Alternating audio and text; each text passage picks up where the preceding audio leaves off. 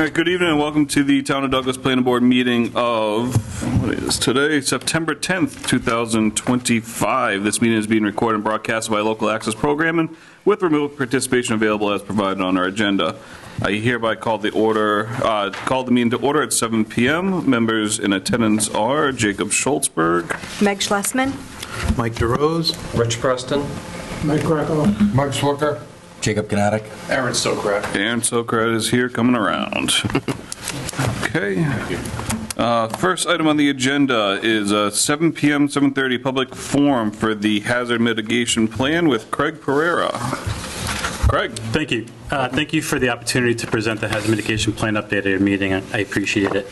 My name is Craig Pereira. I'm a senior planner with the Horsey Witten Group. I'm the project manager for the hazard mitigation plan update project. We've been working on the plan for about 2 years now, and we are at the final stages of that. Tonight is our final presentation. We are in the middle of our public comment period right now, which ends on Friday. Following this, the draft plan will be submitted to MEMA and then FEMA for review and approval. I'm just waiting. I'm just pulling up the presentation now. John's pulling the presentation up. Come on. So let me get back to Zoom.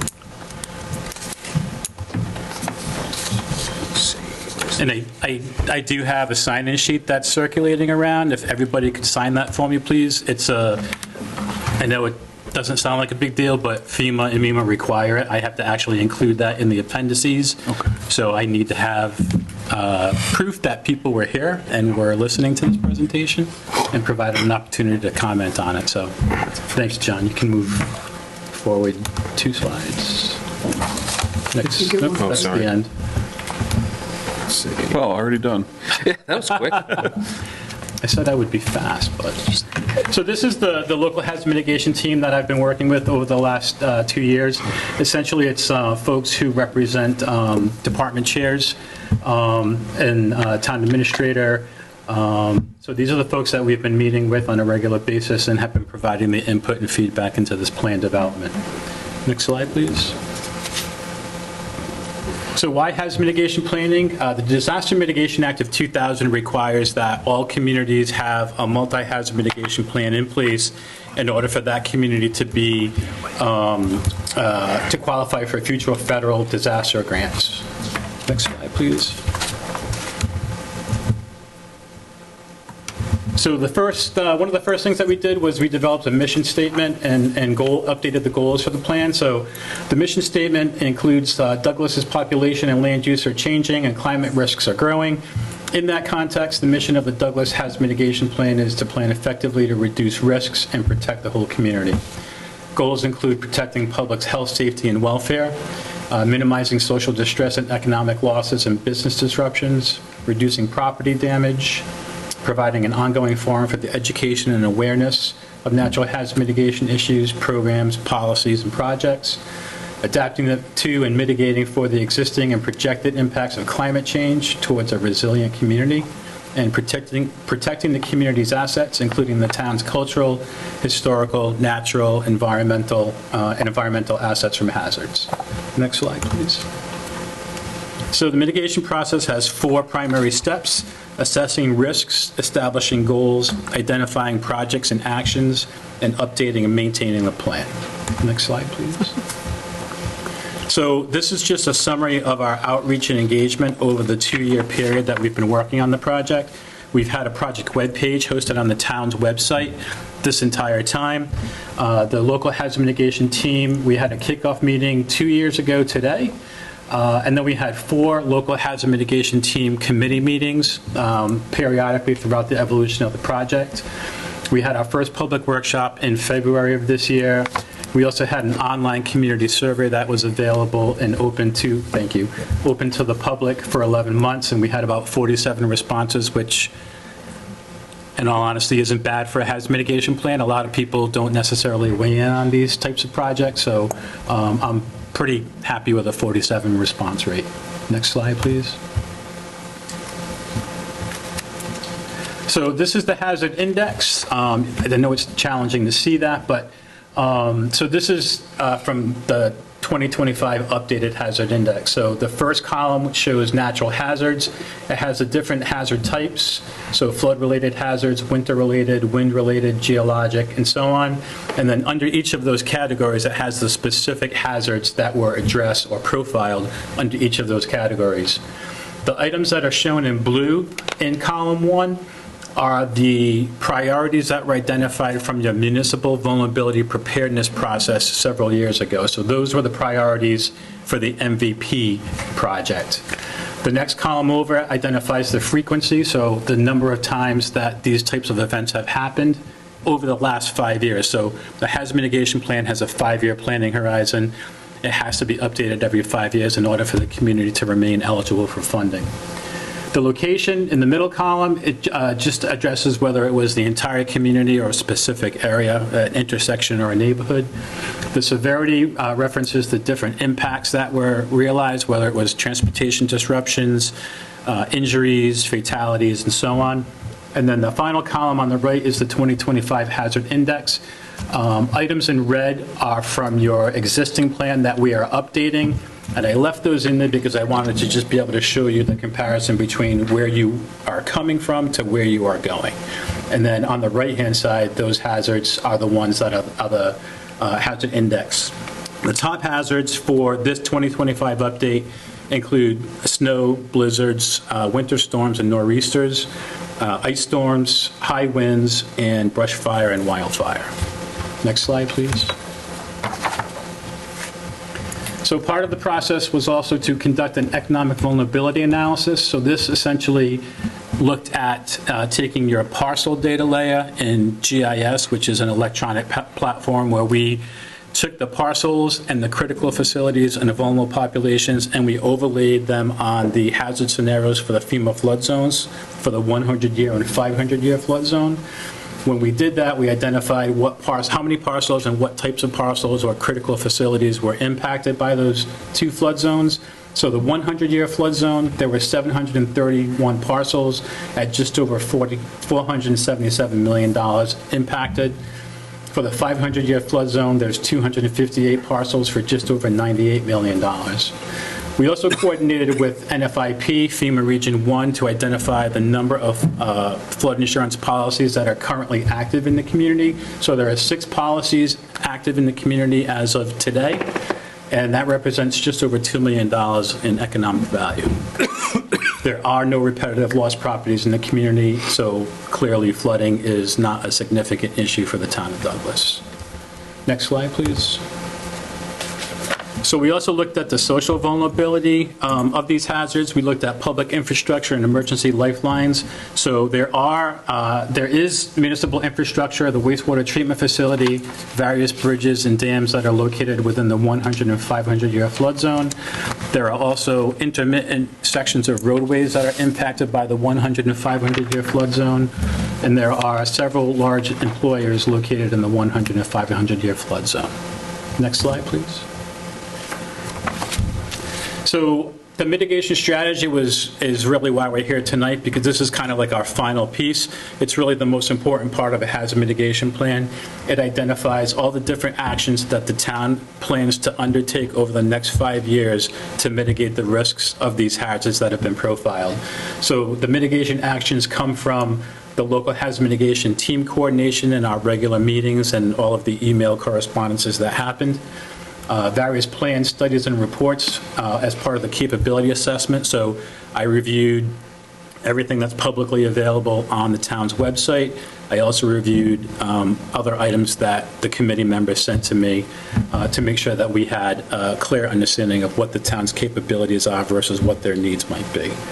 We also did an online survey, as I mentioned, and then also actions come from our Horsley Witten's project experience with other communities. Next slide, please. So mitigation measures, we want to make sure that the hazard mitigation plan is a living, usable document, so we try to streamline everything as much as we can. So we bring these actions into 4 different categories: structure and infrastructure projects, preparedness, coordination, and response, education and awareness programs, and local plans and regulations. Next slide, please.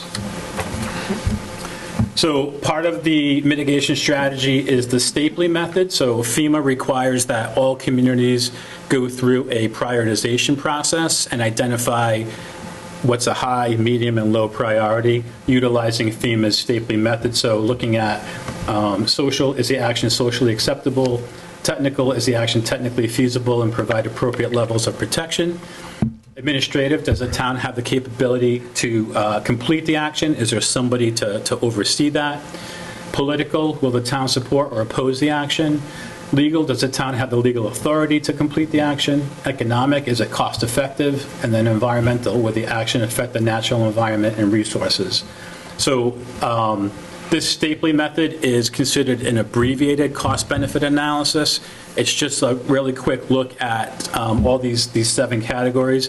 Should the town, once the plan is in place and the town has adopted the plan, and you want to pursue grant funding to implement one or more of these actions, the town will have to undertake a full-blown cost-benefit analysis, which is a significant undertaking as far as it's really about paper trail, photographs, emails, and things like that. So for this process, it was an abbreviated cost-benefit analysis. Next slide, please. We also had to assign timeframes and cost ranges. So timeframes, short-term is under a year, medium-term is 1 year to 3 years, and long-term is 3 to 5. Again, recognizing that a hazard mitigation plan has a 5-year planning horizon. So most likely in 4 years, 4.5 years, the town will be updating this plan again. We're also required to apply cost ranges. So we have staff time, which is just part of municipal personnel's regular duties. Low cost would be under 50,000, moderate cost would be 50,000 to 100,000, and then high cost would be anything over 100,000. Next slide, please. So this is the 2025 mitigation strategy. So all of our work over the last 2 years has led to the development of this 2025 mitigation strategy.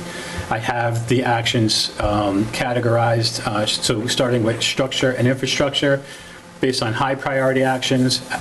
Just to let folks know also, underneath each action number, there is a description in red font. That explains where the mitigation action originated from. So it could just be, for instance, this is the 2025 risk assessment. That's our process that we've gone through for the last 2 years. It may have one or it may have many. We wanted to make sure as part of that capability assessment section that we evaluated all the plans, studies, and reports and show those here. So the first action is the town will ensure the completion of recommended improvements identified in the most recent Phase 1 inspection report, and also develop an operations and maintenance manual for Gilboa Pond Dam. Action 2, implement the recommendations from the Town of Douglas Sewer Asset Management Plan associated with the town's wastewater treatment facility. Can you just go back one, please, John? Yep. So that looks at improvements to the sludge pumps. Sorry, correct. Pump station, replacing the Colonial Street pump station, expansion of the GIS capabilities, closed-circuit TV inspections, as well as updates to the asset management plan. Action number 3 comes from your original plan, as well as this 2025 risk assessment. Ensure the continuity of electrical services for the town's critical facilities. There were concerns brought up at the first public workshop, as well as through the committee, that Douglas sits at the end of the transmission line as far as electrical services, which I'm sure you all know. We did interview several folks from National Grid to find out what the implications of that or what the potential resources for that were. And essentially, it's a matter of making sure that you have backup power generation for these facilities. So this one specifically looks at the water booster station, as well as the water pump station. Next slide, please. Action 4 looks at ensuring the continuity of electrical services for the town's critical facilities. So the adult social center, also a secondary shelter location, and then the Douglas Food Pantry as well. Moving on to the medium priority actions, Action 5. Comes from the 2025 risk assessment, as well as our interviews and coordination with the Blackstone I think you're one ahead, John. No, this is fine.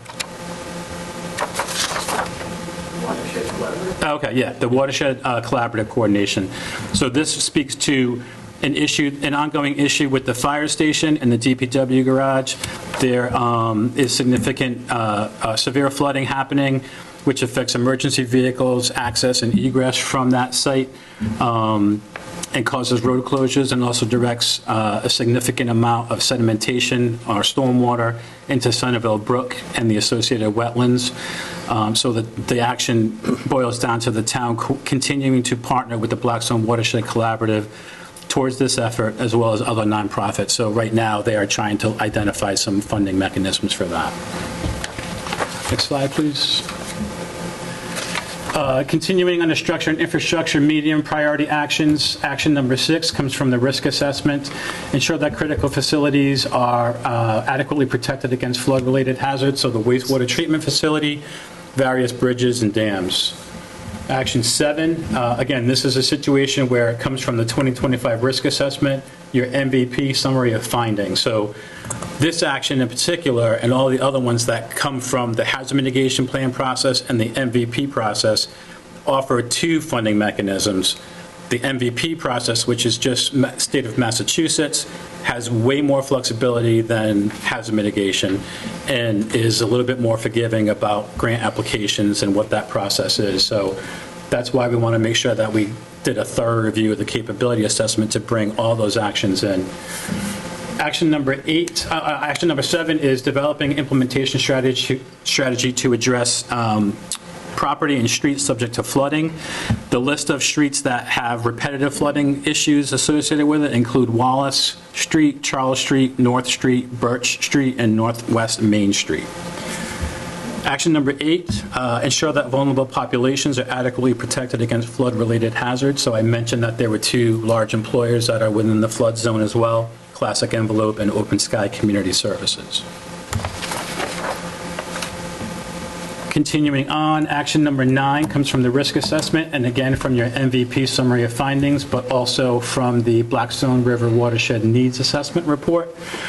Conduct a townwide culvert capacity study to identify improvements and prepare for projected increases in precipitation and flooding.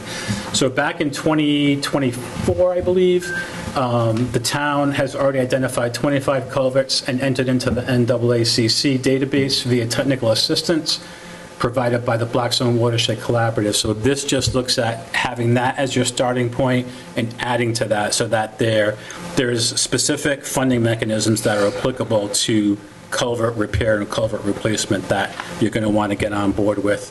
It's a good funding opportunity for the town. Action number 10 is to continue to partner with the Blackstone Watershed Collaborative for the creation of a 60% permit-ready design for the replacement of the Webster Street and Wallace Street culverts. So that's something that's already has a little bit of traction and a little bit of legs to it.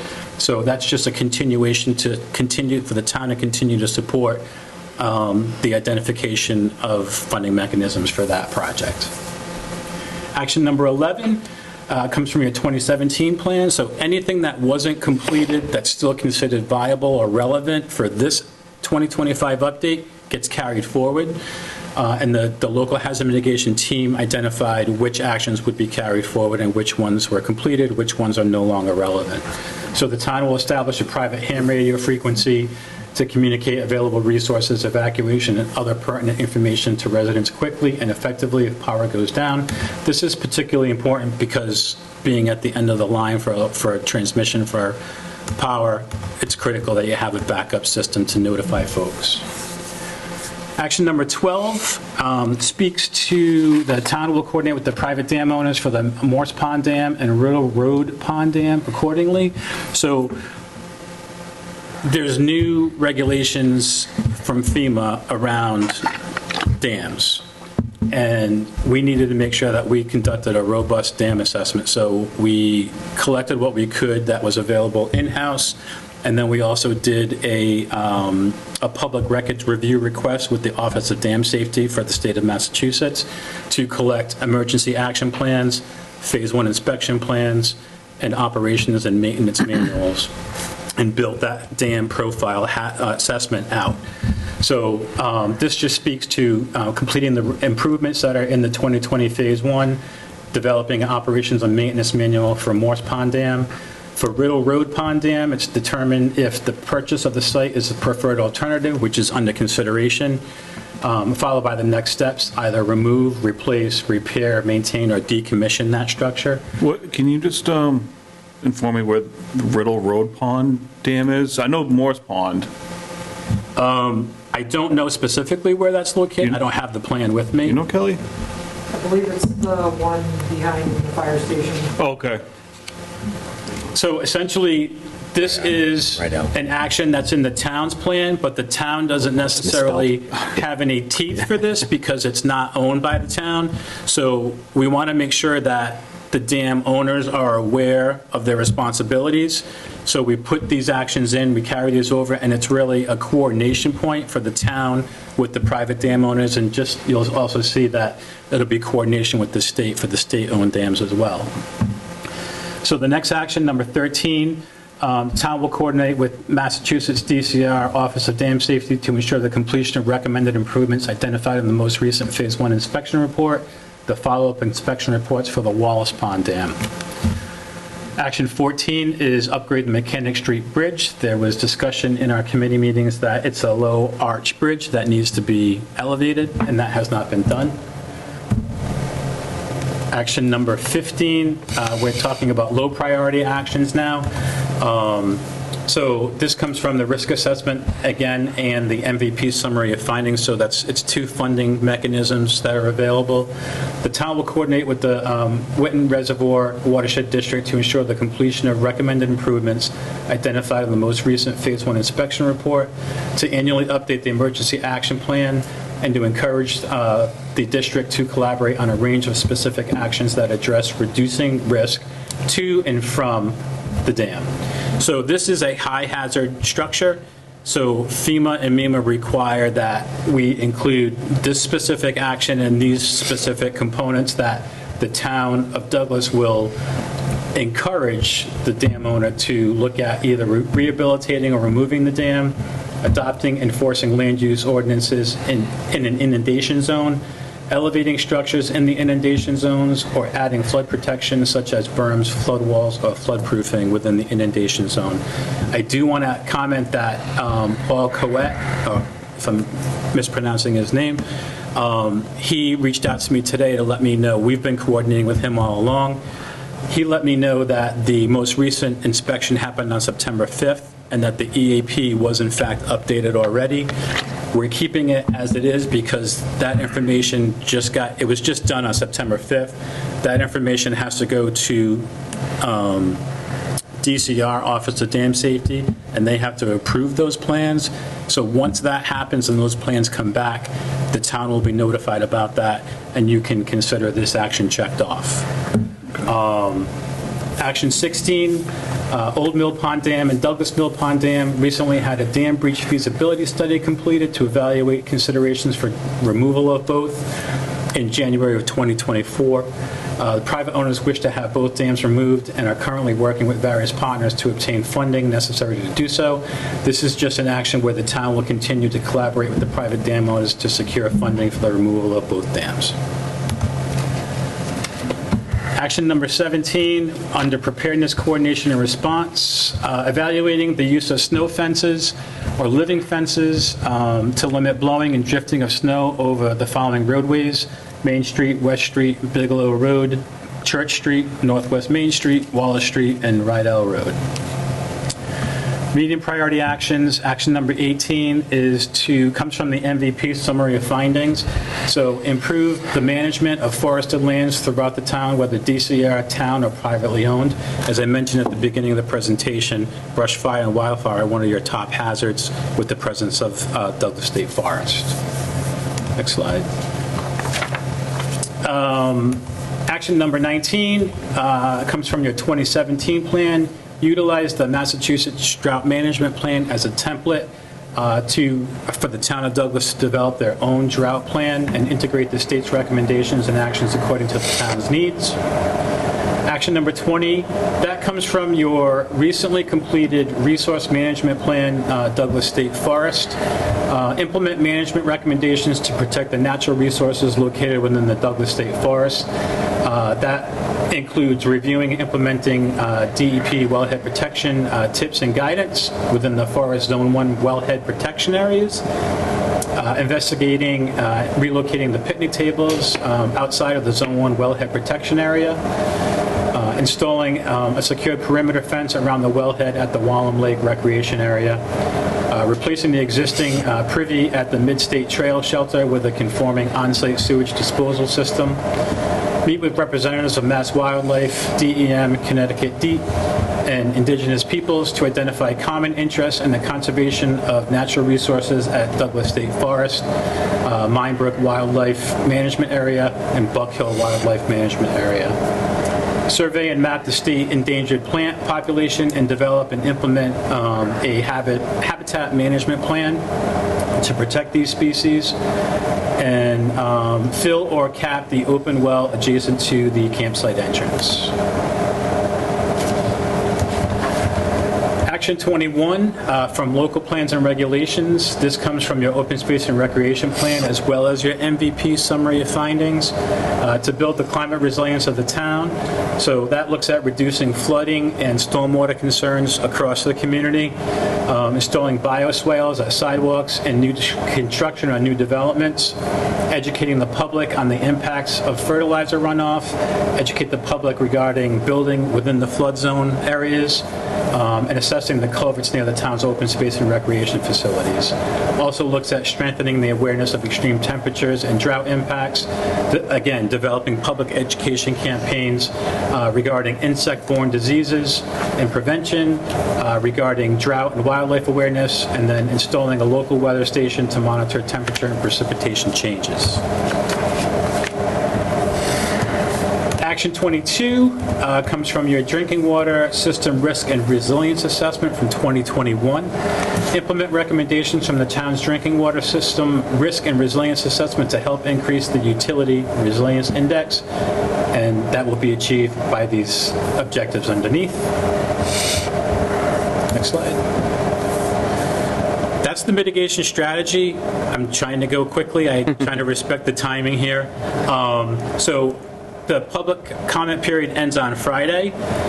If anybody has any comments from tonight, the draft plan is also available on the town's website, the full draft, so you can go there and review the plan as well.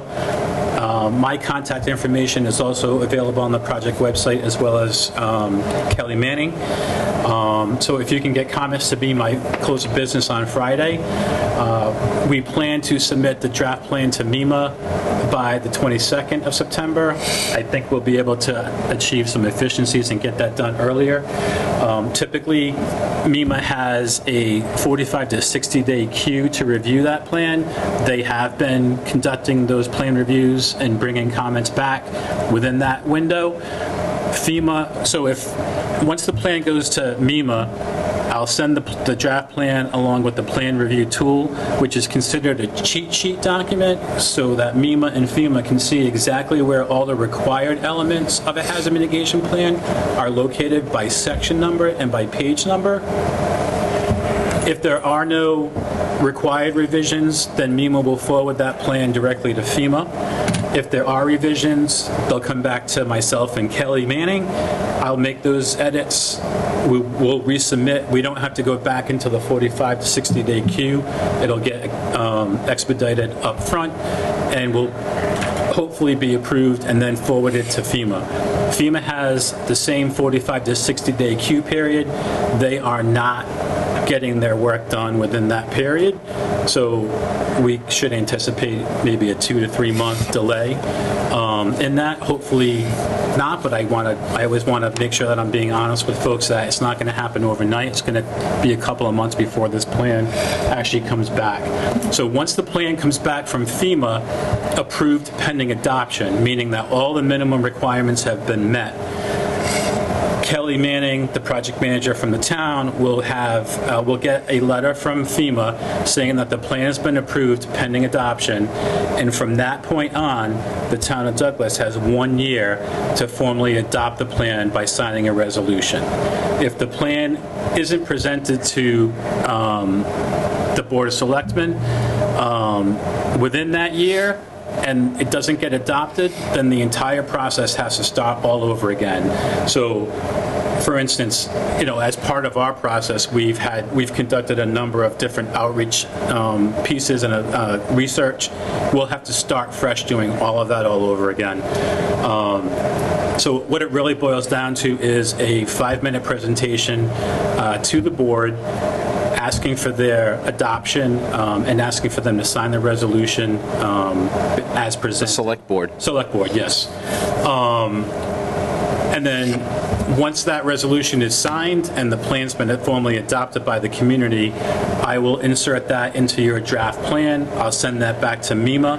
MEMA then coordinates with FEMA, and the town will get a letter indicating that the Hazard Mitigation Plan 2025 update is now in compliance and is valid for the next 5 years, which means that the town of Douglas will be eligible to apply for funding, which is really one of the purposes of this plan, in addition to the public health, safety, and welfare of the community. Hey, Craig, I want to add that on the town website, the draft mitigation plan, the page is on the Community Development Department webpage. Yes. That's where you'll find it, on the town website. Yes, thank you, John. Any other comments, John? Nope. Okay. Board, any quick comments? Thank you. Thank you, Craig. Any questions? No? No? I have a quick question. Yes. Who will be responsible for writing these grants? I think it would depend on the affected It would department. depend. So the whole point of us drilling down to different categories and things like that is, so in the mitigation action, in the plan, you'll see that each action has a lead party and a supporting party, responsible party. So whoever the lead for that specific action is would be responsible for the grant application. It could be the highway department, it could be the fire department. It could be Public Works, it could be, it might not even be the town, it might be John supporting a private dam owner or a state owner of a dam. So it's really, it varies. But those people are identified in that mitigation strategy within the draft plan. Okay. Thank you. What is a sidewalk bioswale? So you'll see them more in urban areas. They'll along the edge of pavement of the sidewalk where it meets the road, you'll see that there's an open area that's vegetated and allows for the infiltration of water within that sidewalk. So does that? It's a natural check dam set up on the side of the road instead of catch basins and drainage. Now, it doesn't sound familiar to me. It's been on Webster Street. I think it's a new green effort. And I did want, you had mentioned the state forest in your report. Yes. I don't know if they've been through there, how much of a comprehensive walkthrough you've done, if you will. Tremendous amount of Yes. standing dead trees. I'd say a third of the trees have died in state forest. I'm not sure why or how. Tremendous amount of fuel. So part of that mitigation action that I mentioned regarding the Douglas State Forest is looking at evaluating and identifying that level of dead wood as well, and having an implementation plan for the removal of that, and then also a plan for whatever is removed for what that wood would be utilized for. Thank you. Sure. Anything from the public? Oh. Thank you. I think we're good. Awesome. Unless, Deb, do you have anything to add? I know you were the project manager on the town's part. I don't think. Okay. All right, we should be good. All right. Thank you, you for Craig. the opportunity. I Awesome. appreciate it. Thank you. Thank you. Thank you. Thank you. Have a good evening.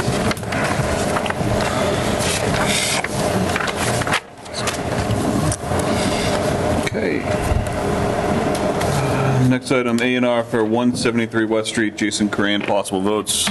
Jason, you're in there. I see your shirt, so I see, all right. Just give us a quick rundown of what you're doing. If you can just come up to the table, just state your name, address, and just a quick rundown of what's going on here.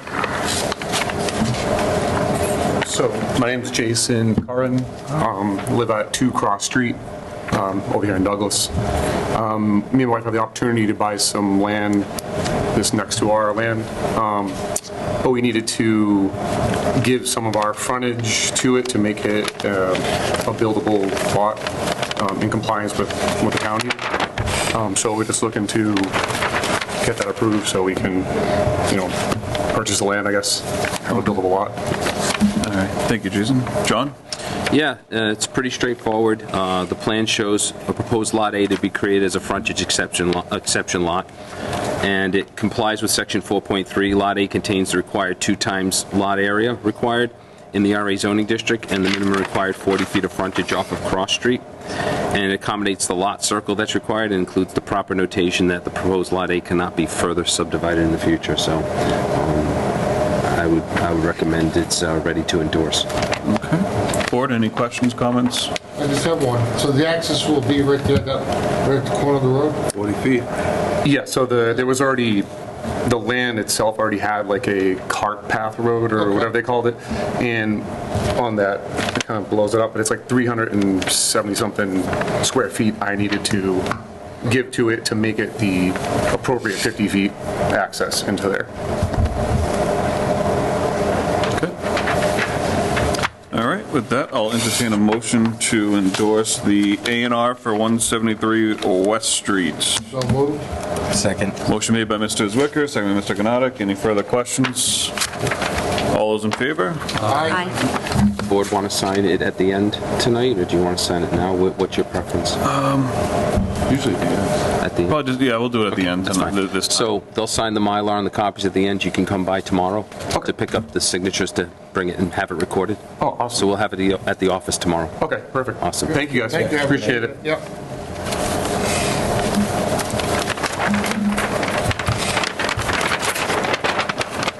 And in the town planner report, we'll talk about.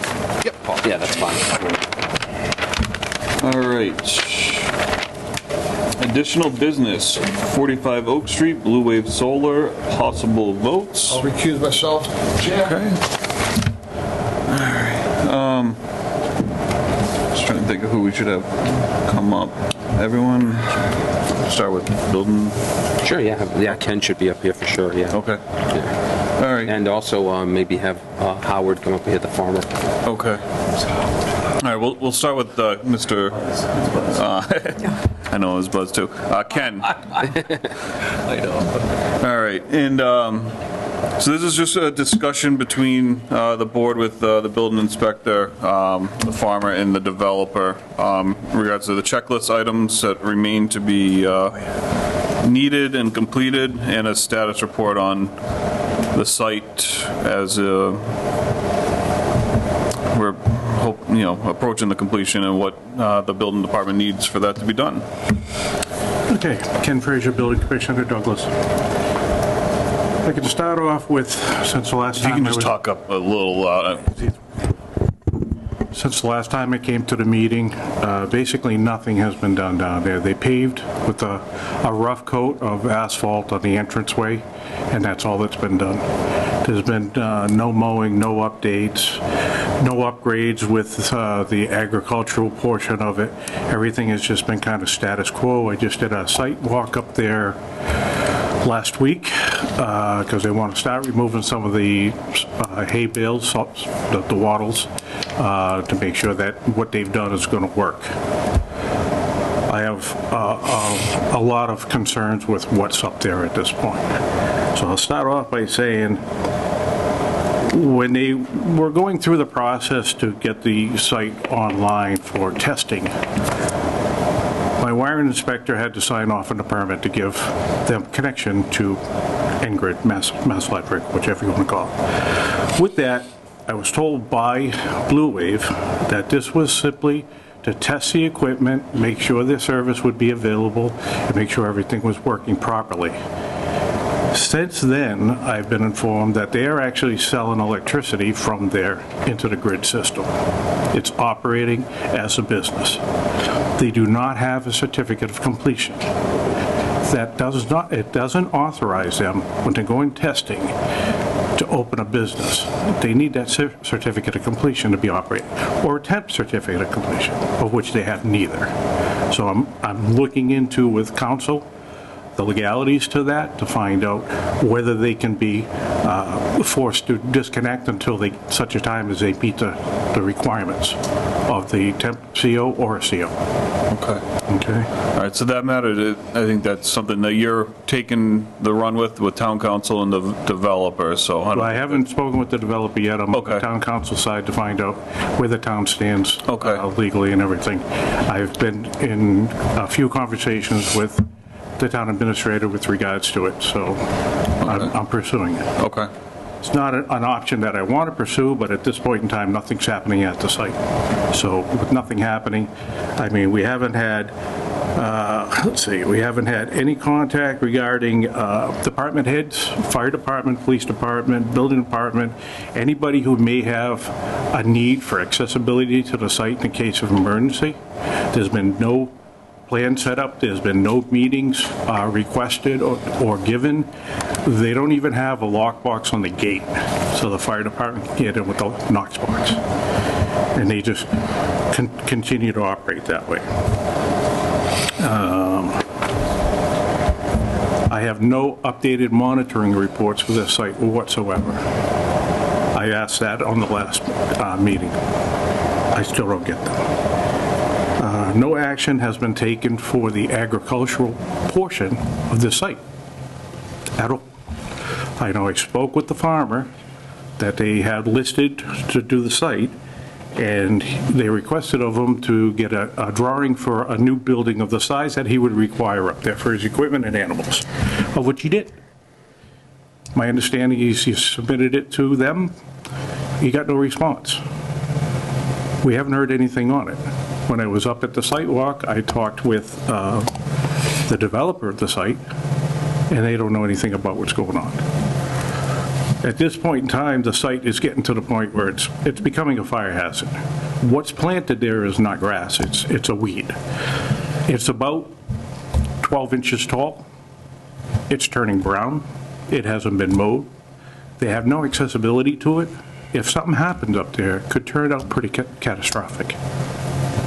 And they don't seem to do anything about it. So that's where we stand with that. Okay. All right, Elvira, you and your team want to come up and give an update on your end of it and respond to some of those comments? And just name and affiliation, please, for everyone coming up.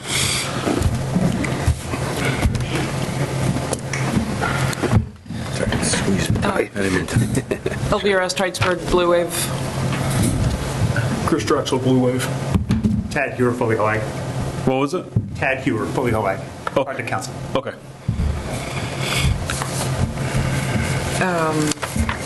So I guess we can start with the ag infrastructure portions, so I do have updates on that one. I apologize if we didn't get back to Buzz about it, but we have a contractor ready to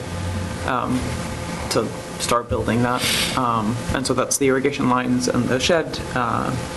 We have procured a pump that is solar powered with batteries, so that is not a generator anymore.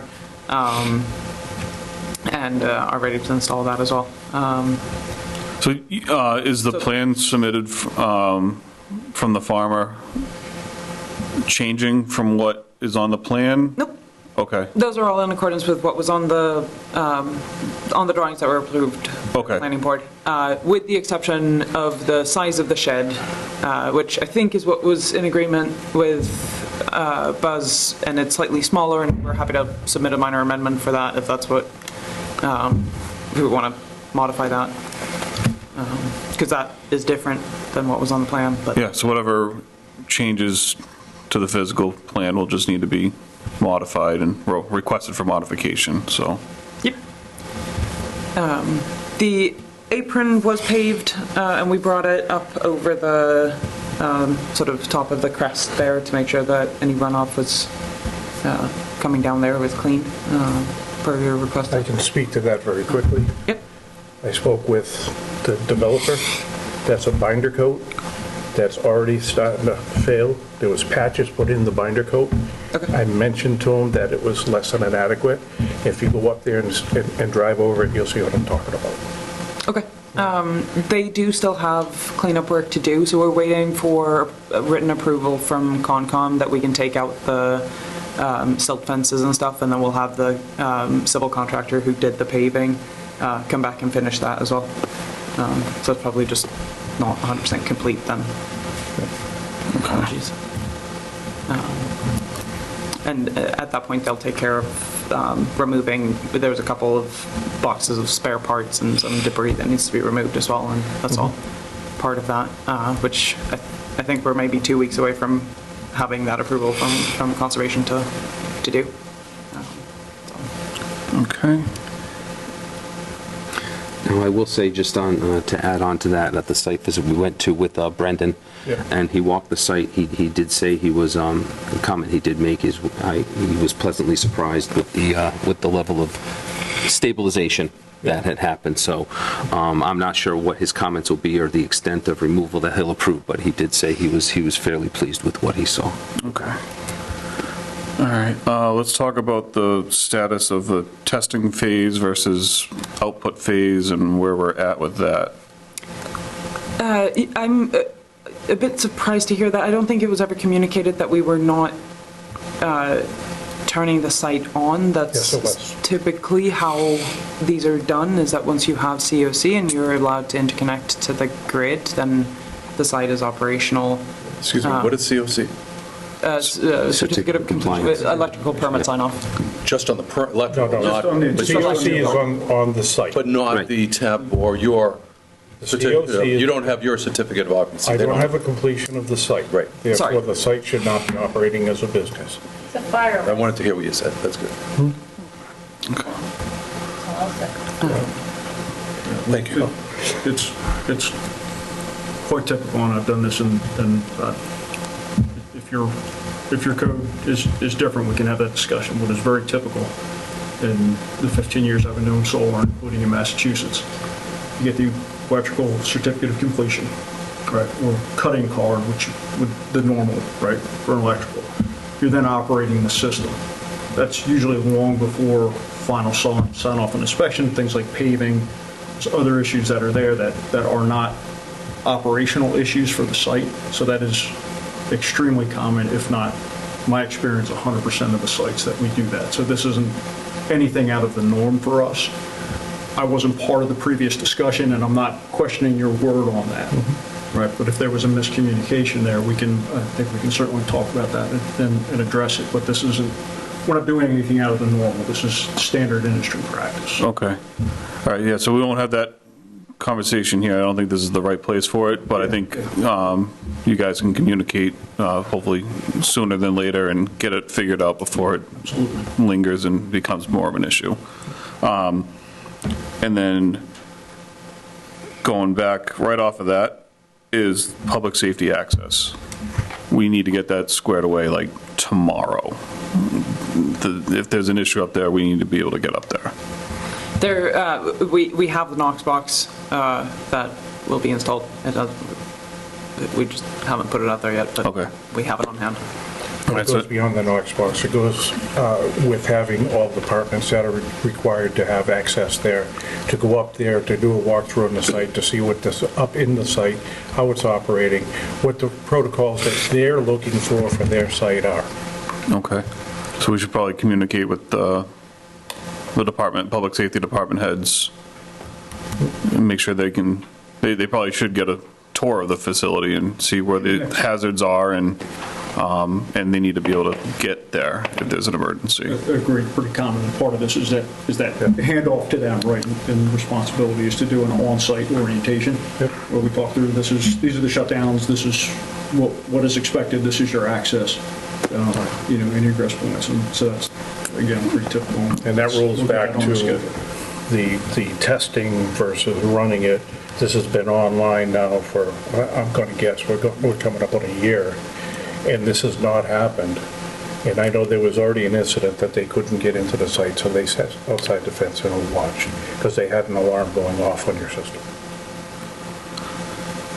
So even if it's not fully operational, there certainly could be an emergency up there any day, any time. So I think that, I would like to see that taken care of, like, by the end of this week. Make sure the public safety can get up there in an emergency. Usually that's something that happens before the power's turned on. It should, because- or at least before the site's gated off. Ken, were there any other bullet points? I just want to make sure we're covering it all. On the department heads monitoring reports and the agricultural requirements. I still haven't received any monitoring reports on that site. Is anybody monitoring it? Any of the your conservation people or anything monitoring it? Anybody doing a report on that monthly, weekly, bi-weekly? Monitoring for, Vegetative growth, activity up there, water drainage, activities on what's being done. we are still receiving SWIP reports, which is the same sort of monitoring that we had during the active construction portion of I the still project. haven't received any of it. I'm sorry, I was unaware that you were looking for those. We can send that to you. I said it at the last. Hey, this is, Greg Morehouse with Mill Creek Renewables. Okay, sorry, I didn't even see you up there, Greg. The last one was about a month ago, and that did get sent to you, Ken, on August 8th. Okay. I'll look in my inbox to see if it's there, Greg. Yeah, I'll forward the email again to you, just so you have it at the top. Okay. Thank you, Greg. No problem. If I can address it. Yes, Greg. through me, yes. You was the one that I spoke with at the site walk with regards to the entrance into the site and the quality of pavement that was there also.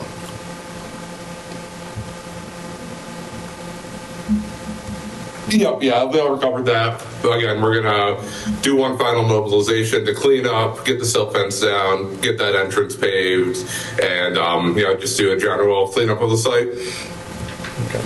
I think what would be helpful for Ken and for everybody is if there was some kind of communication as far as when it's anticipated these things are done. So at least we have a heads up as far as when these are going to be done, so Ken, myself. I'd love to have some kind of a plan. Yeah, so we can go out there and The next couple of weeks, the next month, I mean, I've heard that right along, and it's still nothing's happened, so. So it's not just communication breakdown, it's no communication. That's been the issue. It's been no communication. Okay, and what's the status of the agricultural plan? The ag plan is still what it was submitted to you, and there are not significant changes to that, as far as I've been told. Okay. Just any changes, we should just be informed of what the changes are, so we just are informed and in the loop and in the know. Through the chair. Yes, Please. this is so correct. People are asking, and I don't have an answer, and it's probably not my place to have an answer, but what is the ag plan up there definitively? And specifically, Mr. Howard, Baloo, do you need to speak to this, or is there a plan? Are we putting animals there? Is it just mowing grass? I have no idea what's going on. As far as I've been informed, that it's still hay and cattle grazing. That is What the raising? plan up there. What? Cattle. Cattle raising? Yeah. To get under those panels, it's okay. Yes. Yeah, they're way up there. Must be miniature. So they were designed for. They're 10 feet. Well, you got the right guy for cattle, cattle. because he's the cattle guy. He's a cattleman. The Cattle King? He is. It's amazing. Mr. Baloo, do you have any comments, questions, concerns? I know you're involved with this as the possible. It's changed. Could you just come up a little bit? Let me, Okay. Part of the plan's changed.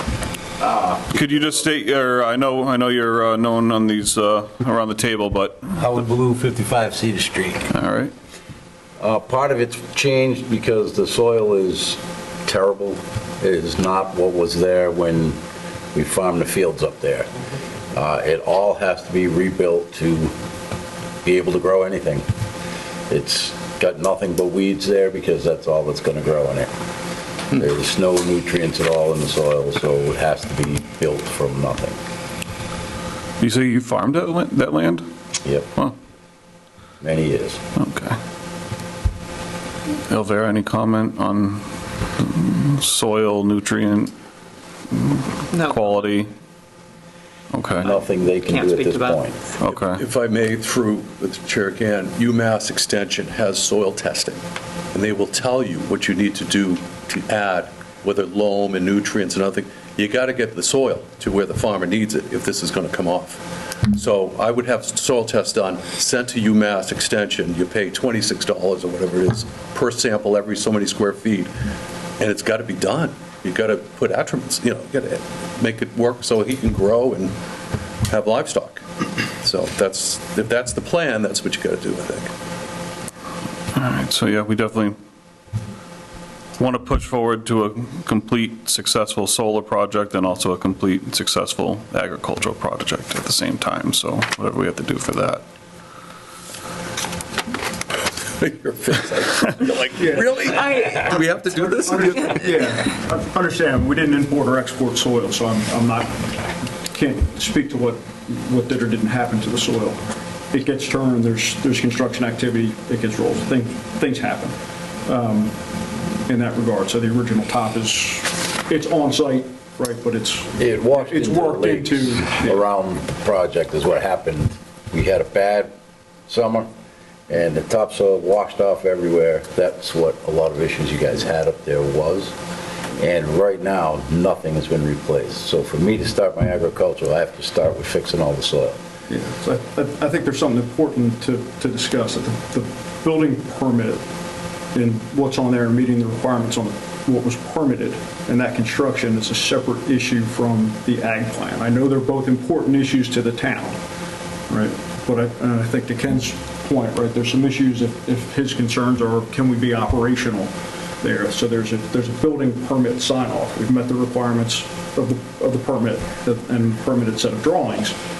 And there's the agricultural portion of that. So Well, you haven't met them yet because the site's not 100% we have not, complete. but it's two things. It's what we're working to, and it's two separate goals, and there's some things that are overlapped. The structure, the water lines, the pumps, those are on the plans, and those are what we plan on delivering and anticipate once we get those things done, all the requirements on the plans from a code perspective and a plan perspective, then we've met that threshold. The second part of that is making sure we've met all the agricultural requirements in the ag plan so that we're set up for success from a farming standpoint. Right. They're not, it's really two different, it's two things, there's some commonality in the requirements. Can I respond? Yes. Disagree. As the zoning enforcement officer, part of your decision that this board approved this project was to operate as an agricultural. You've been taxed as an agricultural for the last year. There's no agriculture being done up there.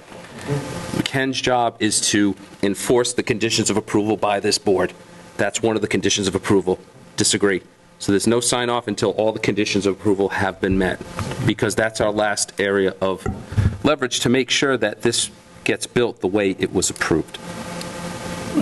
Council? I would say I would slightly disagree with that. The way the zoning codes work, the way the 48 works, is different from Chapter 61 and Chapter 61A. So what the board's obligation is to issue a special permit and then make sure its conditions are met. Those conditions are building conditions. If it says build a cow shed, then we have to build a cow shed. If it says build a well, you have to build a well. But it doesn't say, and then there's continuing enforcement authority by the board or anyone else to make sure that there's sufficient agriculture being performed by a certain date, right? That has to be immediate. I would say it's impossible to do it right now. You're in September. So if he says, you can't start, operating a generating facility until, next year because the cows aren't going to have anywhere to graze, they're not going to graze in that field, that's not what the bylaw or the state law would consider appropriate, right? It's a dual-use facility. It's agriculture and solar, and the solar has to be able to operate independently. If the solar is ready to go and the agriculture can't be done at a certain point, you don't hold up one half of it for the other, and nor would you do it the other way around, right? So it's not something where you have a situation where you can say the agriculture component holds up the solar component. But hold on, I know it is separate, but it's not being held up because of the ag at this point either. It is being held up because of site. 100% agree with that, yes. We have that obligation, and that's what we are working to meet that. Agreed with that. Okay. But through the chair, right now, you should be like, absolutely, we'll take this fall, we'll get that soil conditioned, we'll start up in the spring, it'll be ready to go, we'll have grass growing. I want to hear that. I want to hear that you guys are going to work with Mr. Baloo here, and he's going to his credential, to his stats that he wants for the soils and for, because if he's got to produce, he's got to have the proper, which is what this was sold on, and we want to hear that you're on that same side of the team that's going to put this in play. Right now, you should be thinking about what you're going to do to the soils, how it's going to be successful. We want you to succeed. We want Mr. Baloo to succeed, and then we succeed. But I got to hear it from you guys, because I'm not hearing like you're digging the digging, so that's just my opinion. Board, any other comments, questions? Through the chair, when you originally came before us and asked about this project and that this project was approved, what was the timeline to do the agricultural piece of this on the original plan? I don't know that off the top of my head. There were Simultaneously? Would it be simultaneously, building and then creating the shed and getting the soil ready and all that? Because it's been, how long have you been operational up there? Since July. Of this year? Yep. Mr. Fraser? I don't believe that. I believe they've been actually selling power to the grid since before January. I'm going to say it was sometime in 24. I don't know the exact date that they've been actually powered up to the grid and selling to the grid. There were, if I may respond, there were two parts of the testing with National Grid on this project. One of them was done, which you're very correct about, this winter, which was for the PV portion. The batteries on the site took a while to commission, and not until those are commissioned and tested by National Grid does the site actually get officially turned on and generate revenue. And that didn't happen until June or July, I can't remember. It seems strange that we have this conversation about, are you going to do these things? And then we're told we're not going to do them. And then you come before us and we have to, force you to do them the way that the plan was approved in the first place.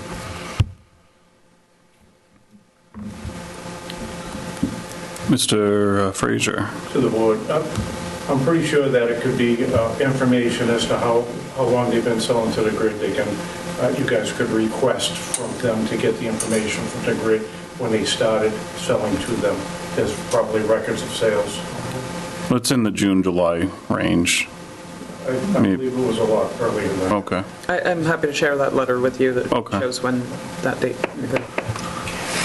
Mr. Chairman, Mr. Preston. I would suggest strongly, we're not meeting the requirements of our building commissioner and even community development. I would strongly suggest we have counsel at our next meeting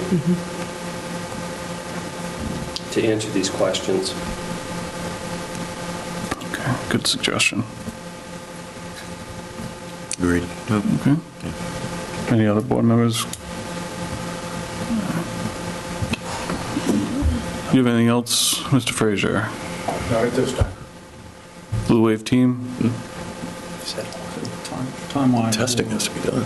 What we're doing, shed, water line. I got an email today, middle of the day, that apparently somebody is contracted to do the shed.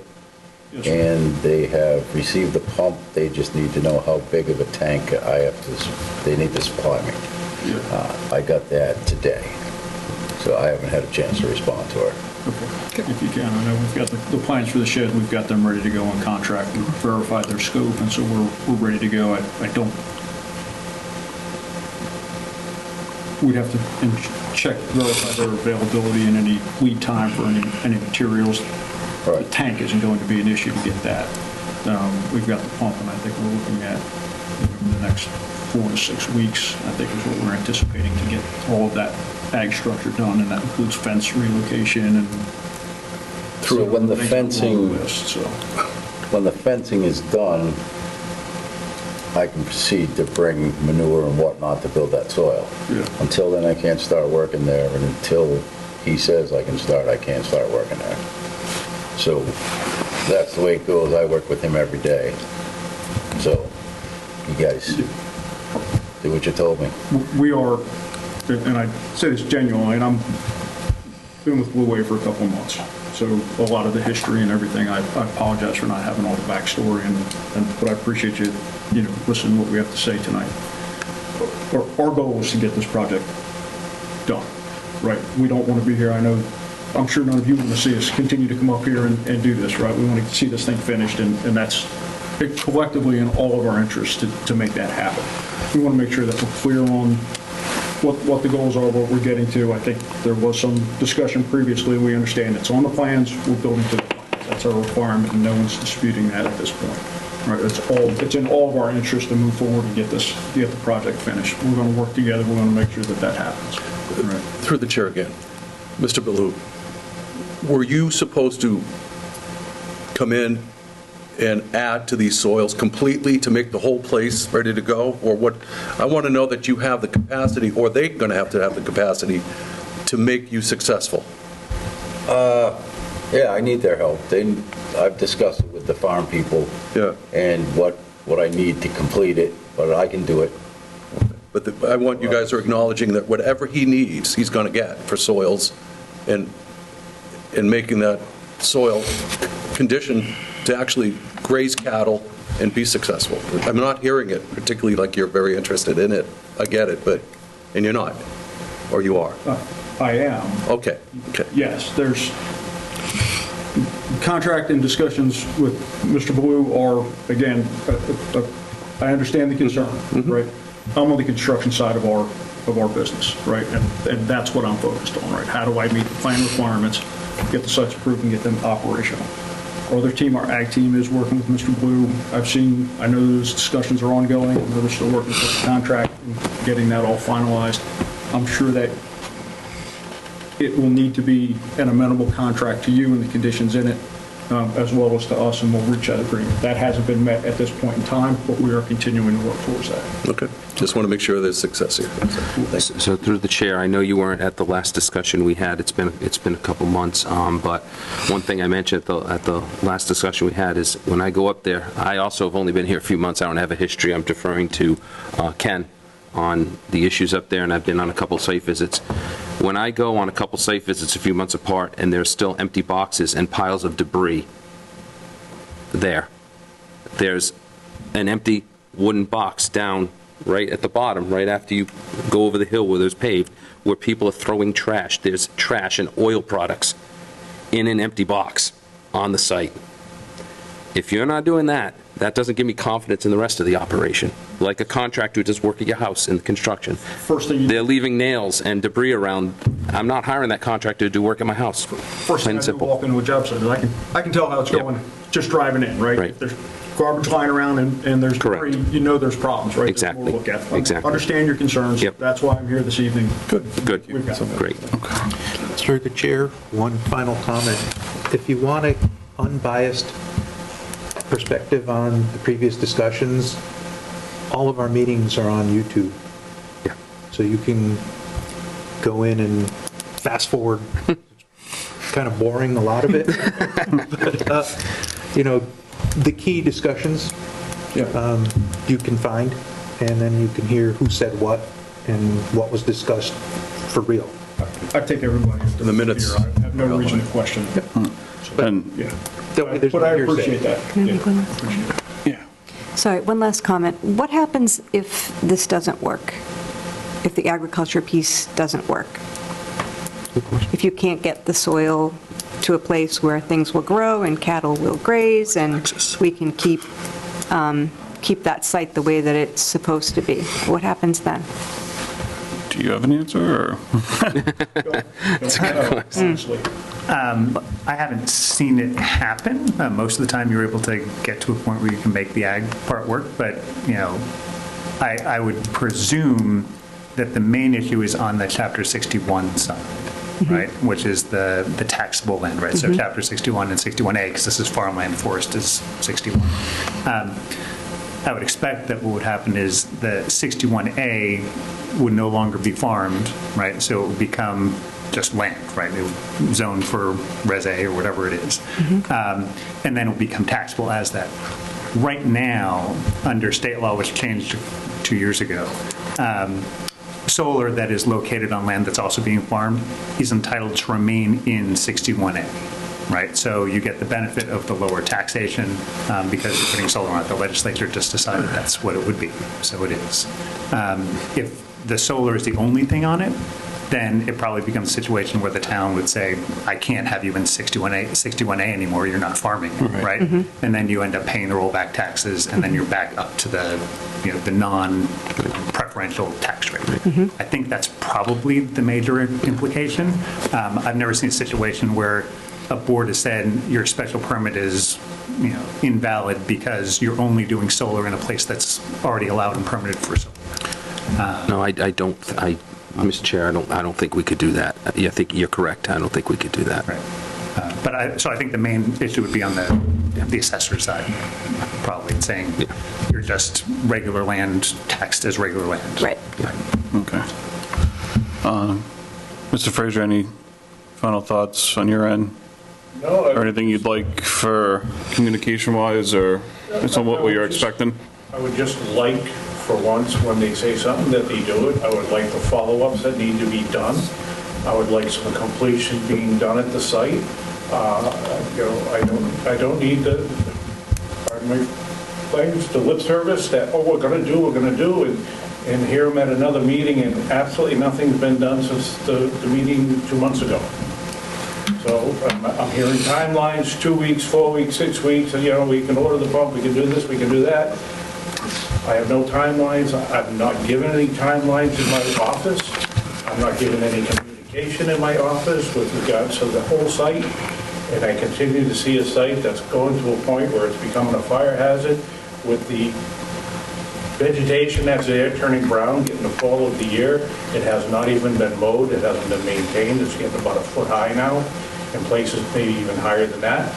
And the personnel who would be responding to that have not even been talked to, have not even been shown. There's no keys. I mean, it's just, I continually get this.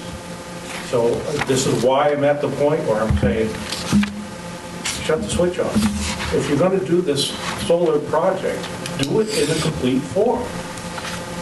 We shouldn't have to keep chasing. We shouldn't have to keep asking. It should be done. It should be, if there's a problem, there should be, I have email, I have a phone. Give me a call, give me an update.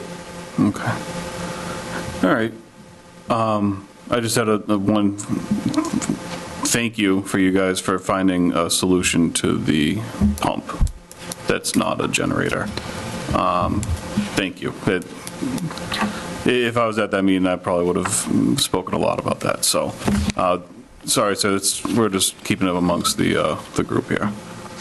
Any concerns, reach out to the Community Development Department, okay? So I think, when's our next meeting? The 24th. 24th.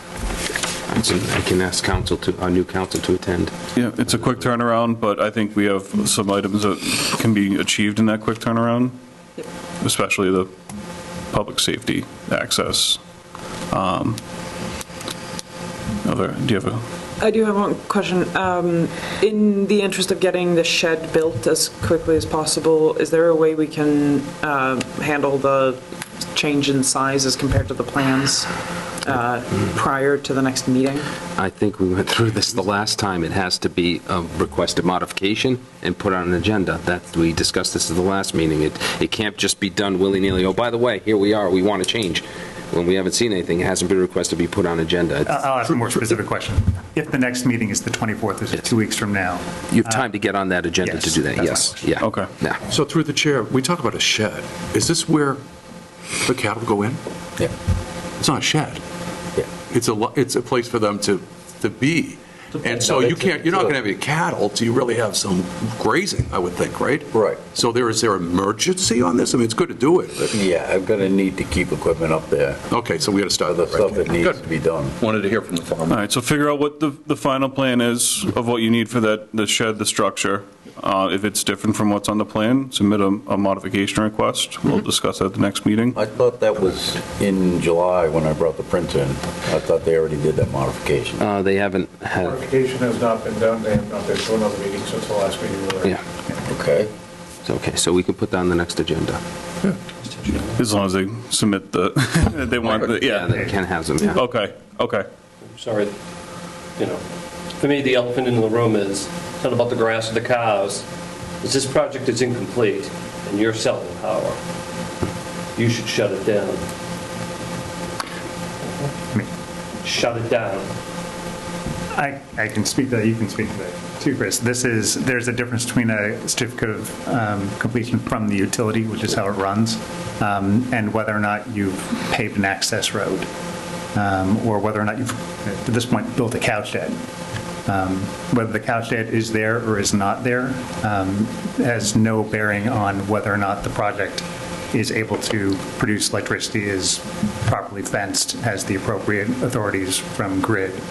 Right? Those are two distinct things, and they're, quite frankly, entirely separate from each other. Mr. Chairman, if they were showing good faith, turn it off. Show us good faith. Do what you need to do. Come back, and you'll be in business in no time. Those are Cross the comments. Ts, dot the Is. So, those are the comments from the board from the board member for that. You do your research. Mr. Frazier's going to do his research. The town's doing their research on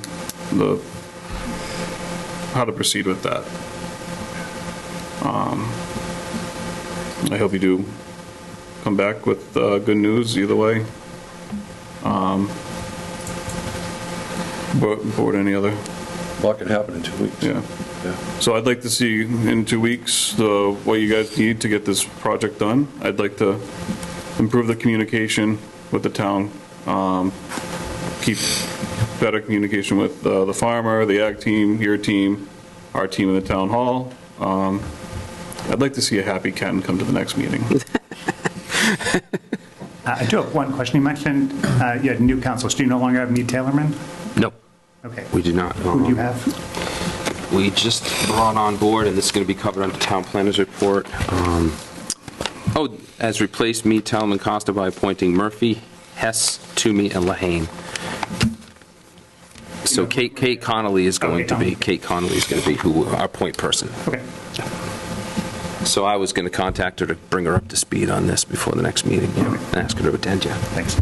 So I definitely want and hope for positive updates and moving in the right direction. I know it's 2 weeks, but I think there's a lot that can be done positively in those 2 weeks. Mr. Chairman, I know I'm speaking out of turn, but I think... You're not recognized, I'm sorry. Just you know when the lockbox will be installed and the fire department will have access, we are in danger. We are 300 feet away. All right, so you haven't been recognized, but they have been informed to address it ASAP. When? I'll figure it out and let you know. I can't answer right this second. It's ridiculous. Okay. No, Mr. Kirk? they've been coming in here for the last 2 years. This has been going on forever. 2 weeks. Right? I mean, they come in there with the agenda and they hop up. Supposed to be doing something, but I don't. Where's the substance? So you guys have some marching orders, and I think we've expressed what we would like and how quickly we would like it done. Understood. Thank you. John? No, I have nothing more to add. All right. Thank you. Appreciate the work's done. Thank you. Appreciate it.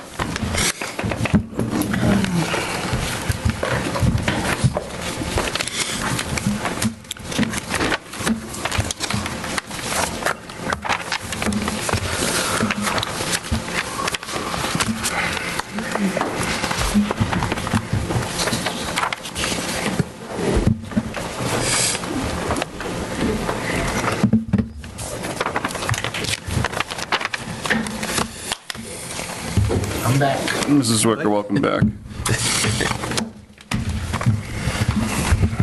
All right. Right to farm bylaw, possible votes. Yeah, so I had asked the board prior to this meeting if the board wanted this as a discussion item. The proposed right to farm bylaw is going to be a general bylaw, so as such, the planning board is not required to hold a public hearing pursuant to Mass General laws because it's not a zoning bylaw amendment. However, I thought it might be useful for the board to have a discussion on this because even though we don't have to hold a public hearing, which is this is not a public hearing, this is just a discussion, the board has every right to potentially take a position on this bylaw and either recommend favorable action at town meeting, unfavorable action, no action, or take no position whatsoever. So I wanted the board to have a chance to discuss this and, potentially take a stance on this proposed bylaw. Okay. So what's in our packet is the petition to adopt the right to farm bylaw. Correct. And I know it's based off of existing language that exists for the state. Do you know what has been added? I did go through. I didn't go item through item, but it is similar to the state model bylaw and also what they have in the town of Rochester. However, there are some elements that aren't the same. And to me, the concern I have is the fact that when I was in the town of Rochester and they established a right to farm bylaw, that the intent of that was to make people aware that Rochester is an agricultural community. 65% of its land area is either permanently protected by conservation or by 61A. Lots of cranberry bogs in Rochester as well as Wareham. So it was to alert people moving into the community that you may live near a farm pursuant to the definition in Mass General laws. Therefore, you may hear machinery start up early in the morning, even on weekends because of their operations. You may smell certain smells. You may see certain things. So it basically makes them aware that this is an agricultural community. Therefore, you have to be tolerant of these activities that are normal to farms. The concern I have is not necessarily with the content of this, but with the intent of it more than anything. And so yes, it is similar but not identical to the state model and Rochester bylaw, but it's more the intent of it. I know a strong point of contention was going to be, and I don't know if you can find it in here, is because the intent was the original intent is for 5 acres or more of commercial farm. And in this petition, do you know where exactly it is? Where it's on the third page. I know you know what I'm talking about. Is it under those bullet points, Aaron? Well, it's this right to farm bylaw protects equally properties above and below 5 acres. Yeah, where's that line? Third page, section 4 is one place I found it. Section 3. Yes, section 4, protection from nuisance claims. Right, and it also supports not farms, but hobby farming. Is in here multiple times. Hobby farming, not farms. Not like Mr. Ballou or for profit to create and feed people per se. I mean, that's the sort of the, if you're a farm, you're really producing foods or some sort of to the general public, and that's what the state bylaw protects. Correct. And it says you must be producing food to support the public. So I don't want to get to, everybody loves animals and it's all very romantic and all, but I think the state one is to protect farms, expansion of farms from nuisance complaints and, from people and such like that. So Mr. Chair, to follow up on Aaron's comment, what I always say is when people ask, what's the planning board's responsibility when they're reviewing a project and approving a project? And the planning board is always trying to advocate equally and try to protect 3 different entities. You're looking out for the town as a whole to make sure that the project, subdivision, commercial development, whatever it is good for the town as a whole. You're looking out for the abutters to make sure that they're not negatively impacted by a development or a bylaw. And third is the property owner. And property owners absolutely have the right to develop within the regulations that the town has and with the state regulations. So it's a balance of looking out for the property owner, the abutter, and the town as a whole. And that's what's at consideration when it comes to this bylaw is, does this adequately protect abutters of people who may fall within this right to farm bylaw and the restrictions of the allowances in terms of the acreage and things like that, and other things that farms are required to be responsible for, such as, waste management and things of that nature. Does this adequately address things like that? Or, are people who may take advantage of this properly doing things to protect abutters from not just odors, but also groundwater contamination and things like that? Sounds. And you name it. Yeah, I mean, rats. Yeah, vermin, and other hazards. Not just I would argue that's more than nuisances. Those are health hazards. And excuse me, I don't want to be like the tree hugger, but also the welfare of the animals is paramount to everyone. I think you can't be human without caring about, places where horses have ligament issues, they can't climb hills and don't have enough land to graze, and that also includes, I'm not trying to I'm not political, it's just about the caring of the people, the adjacent neighbors, and caring of the animals. And it just takes land to keep animals, it really does. I mean, even in cases in towns I've been in where somebody wants to put in a dog kennel that's abutting or near a residential area, those dog kennels are required to put in certain mitigation measures, such as fencing with some soundproofing material on the inside of the fence to reduce the barking effects on the residential areas, or to basically take measures to control the smell of the feces and the urination of the dogs and things like that. So those are things that are typical to those types of things that I've seen boards do to protect abutters from negative impacts of kennels. So similar to something like this, to Aaron's point, not just the abutters, but the animals, making sure that the animals are safe, because are people thinking about the welfare of the animals that would be kept? I know my view too is, and John, correct me if I'm wrong, this all really came about because the Board of Health was getting calls and complaints and inquiries about what people can do with animals and what they can't do. And the Board of Health were kind of strapped with, there wasn't really anything written in place, and they didn't really have a definitive answer. Yeah, that's probably part of it. I'm not privy to that. Okay. But yeah, that's kind of like what I gathered from watching a lot of these meetings. Yeah. And I think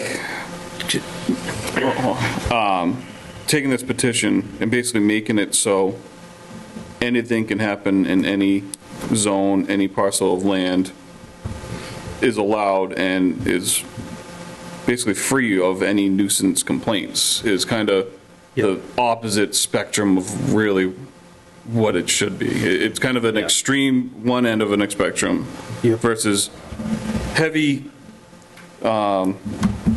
heavy fines, heavy regulations is on one end, and this is completely on the other end where it's it's going to be a free-for-all. And Jake, what concerns me about a bylaw like this is because it's a general bylaw, not a zoning bylaw,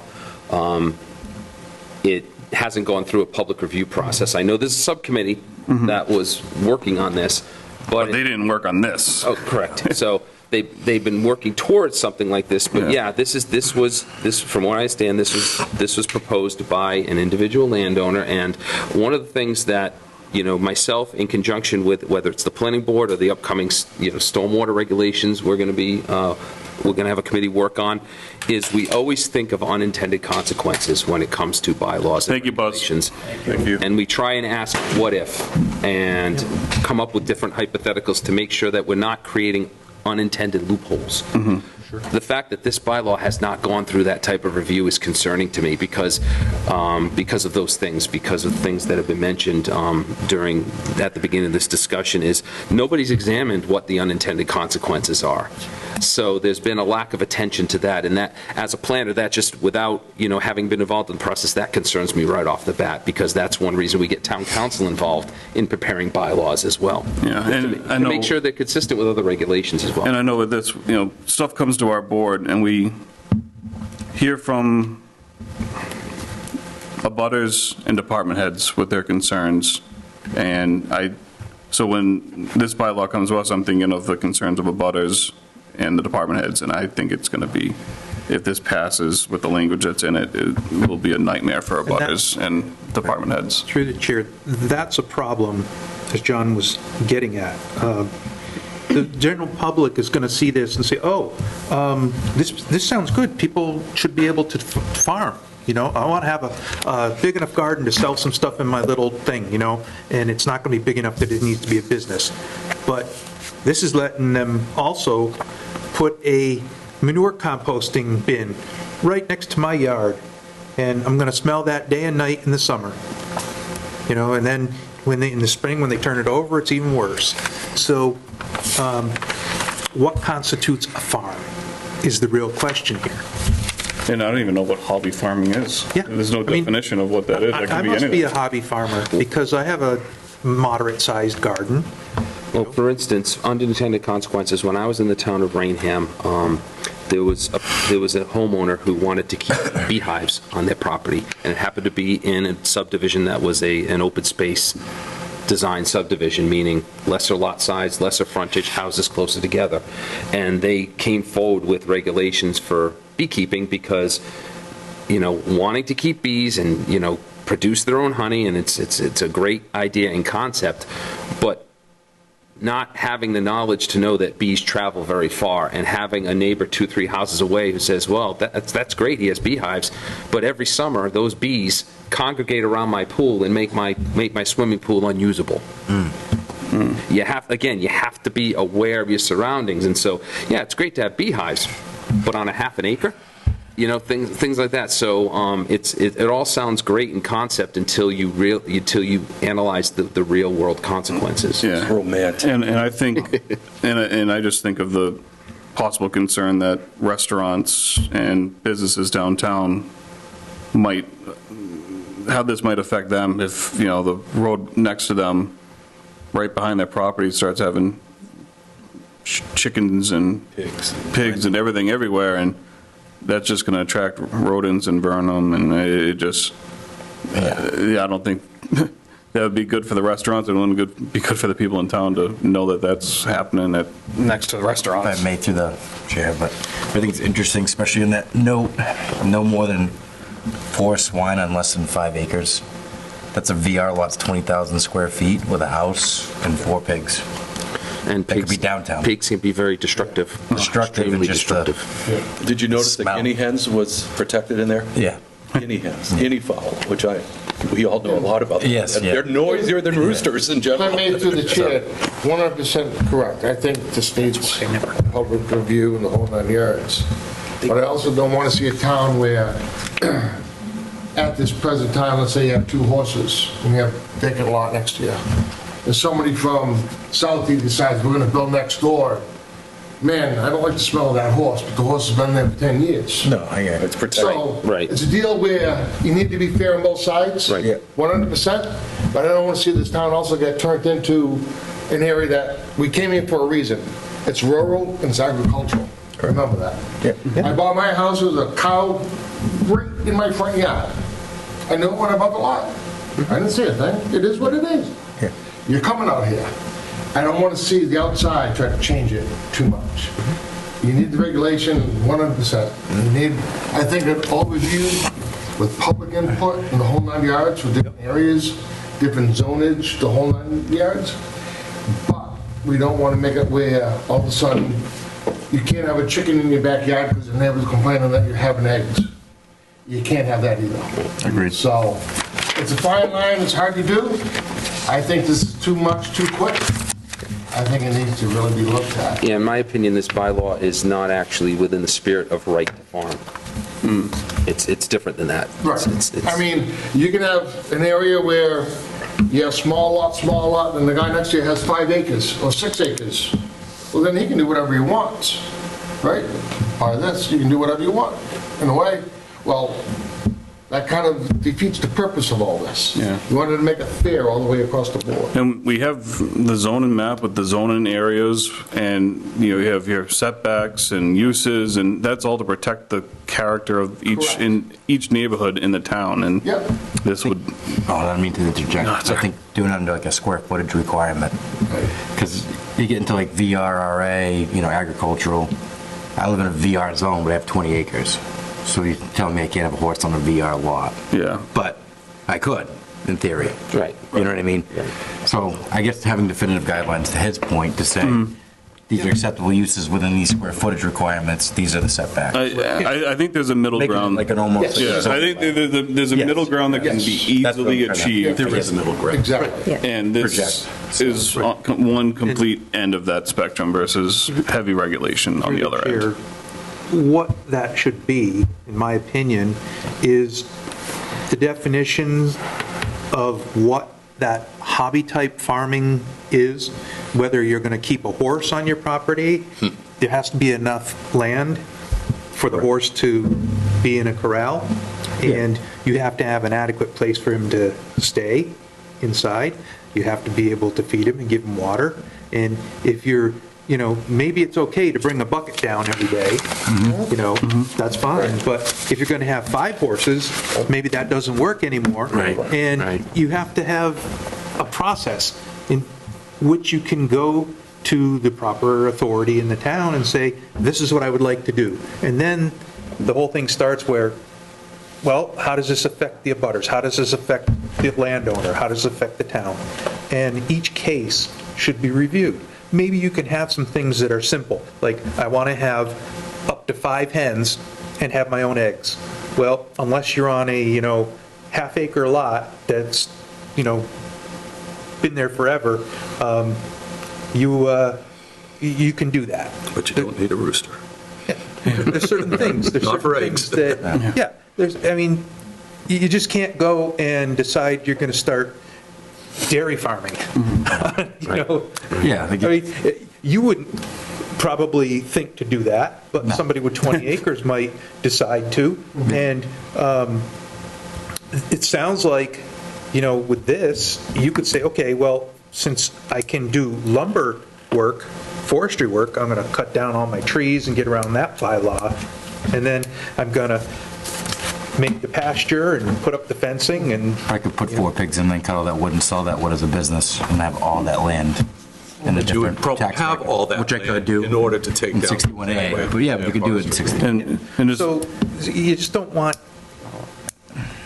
There's always going to be somebody who will find a loophole, but you don't want an anarchy. No. This proposed bylaw sounds like... There's no such thing as a perfect bylaw. Yeah. But this is like, this is do whatever you want. inherently flawed. Do whatever you want. If neighbors complain, so what? You don't want it to be too broad, but you also don't want it to be... Correct. And so my finite thought, that you can't my thought too is if an issue is the town's is having complaints and nuisance complaints, I don't think the solution is to make it so nuisances are allowed across the town. And there's That's no almost remedy. that's almost like people are complaining about speeding, and all right, so we'll just take out the speed limit signs. Right. That's not the proper response. Your neighbor doesn't like you say by a sawmill and decide to run that at 4 in the morning and That sounds like something you deal with your children when they don't like a curfew. They complain about your curfew. Okay, no curfew. That way you don't have to deal with the complaints. Board, any other thoughts? One final thing, John, is this petition to create an agricultural commission part and parcel with this, or is it separate? It's a separate I think it's petition separate. article. Yeah. I think they're trying to put something in place to manage this. So they're trying to create a commission that they claim is going to manage this. So if I And the commission would be made up of majority of the agricultural commission, which is basically the group that's being Well, it should be Board of Health and zoning. Yeah, it should, I think it should be a mutual board and not a board that's made up heavily of one group. So if I may, I'm a zoning person, this is what I went to school for, and zoning, it's about over 100 years old now, started in New York City, and zoning is probably the most wide sweeping laws that protect people and properties from other properties and protect rights of all people, okay? So you can't build a building within 25 feet of a property line based on zones, they're the less maybe 15 in a small zone. And I thought, well, buildings don't smell per se, maybe the people do inside. They don't make any noise. But the animals do. We're not talking about farming when it comes to agriculture. Nobody cares if you put your tomatoes right up against my fence or anyone's fence, right? Nobody cares. But when things walk around and they go through zoning lines, that's where you really should have, maybe part of this conversation can be, that you take your setbacks, that's where you put a fence to buffer it from your neighbor, and that way there's some buffer, and if you can't accommodate that, then you can't do that. And it just makes kind of sense, and then restrict the type of animals, the type of things that need manure, manure, like the pigs and things, and you just have to be very careful about this. Yeah. No guinea hens, no roosters in small zones. Certain zones can have them. Well, Aaron, 5 acres. this brings up another point, is what about neighbors' pets? If you have a pig that's aggressive, what if it attacks your neighbor's dog because there's no fence, there's no separation? Well, there has to be fence. All of this has to be fences. You can't have not a necessarily horse walking around the neighborhood. So, yeah. Yeah, I think everybody would be responsible for that. Another thing I noted too, in like conflict resolution, it's in here in the bylaw. In the event disputes arise, so-and-so, the parties are encouraged to seek resolution through mediation or informal arbitration. I don't think that's a legal thing that can be in a bylaw at all. The Agricultural Commission is supposed to hear those complaints, and it also references the right to farm bylaw. So it can't stand on its own without revision, because the petition to create an agricultural commission exists to promote the bylaw and educate the citizens about it. Which has no teeth. With an overview, a right, so to speak, bylaw. Yeah. So it sounds like, it's moving in the direction that we were talking about earlier. We need something to say what you can do, how you do it, and who approves it. Yeah, and then another thing I picked up too was if there are multiple non-viable complaints, ... the property owner will be given a written record of all complaints and reports. There's a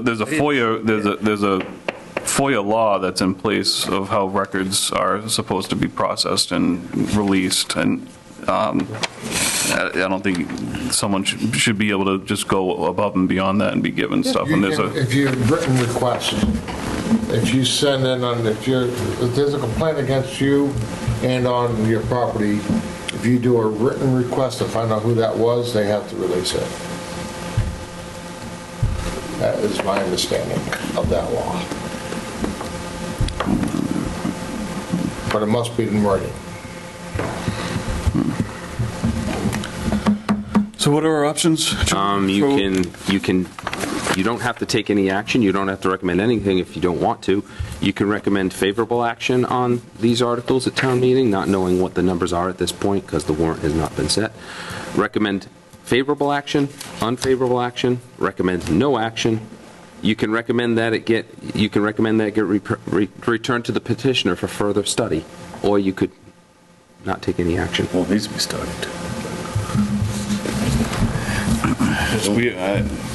We've pointed out a lot of issues and concerns where we have time. Yeah. Who technically is the petitioner? I don't know at this point. It's a person. Yeah, it's a person. Yeah. We have 9,000 persons in town. Yeah. This is one person or group.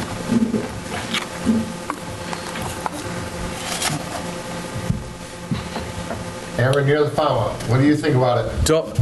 I'm in a tough spot here. I've been told to shut my mouth, and I can't do that. I have pretty good experience in this, but it's the way it's written. It's not good for all parties. It's not good for us being good neighbors, they being good neighbors. It's not good for the care of the animals. It's just, the way it's written, it's not there yet.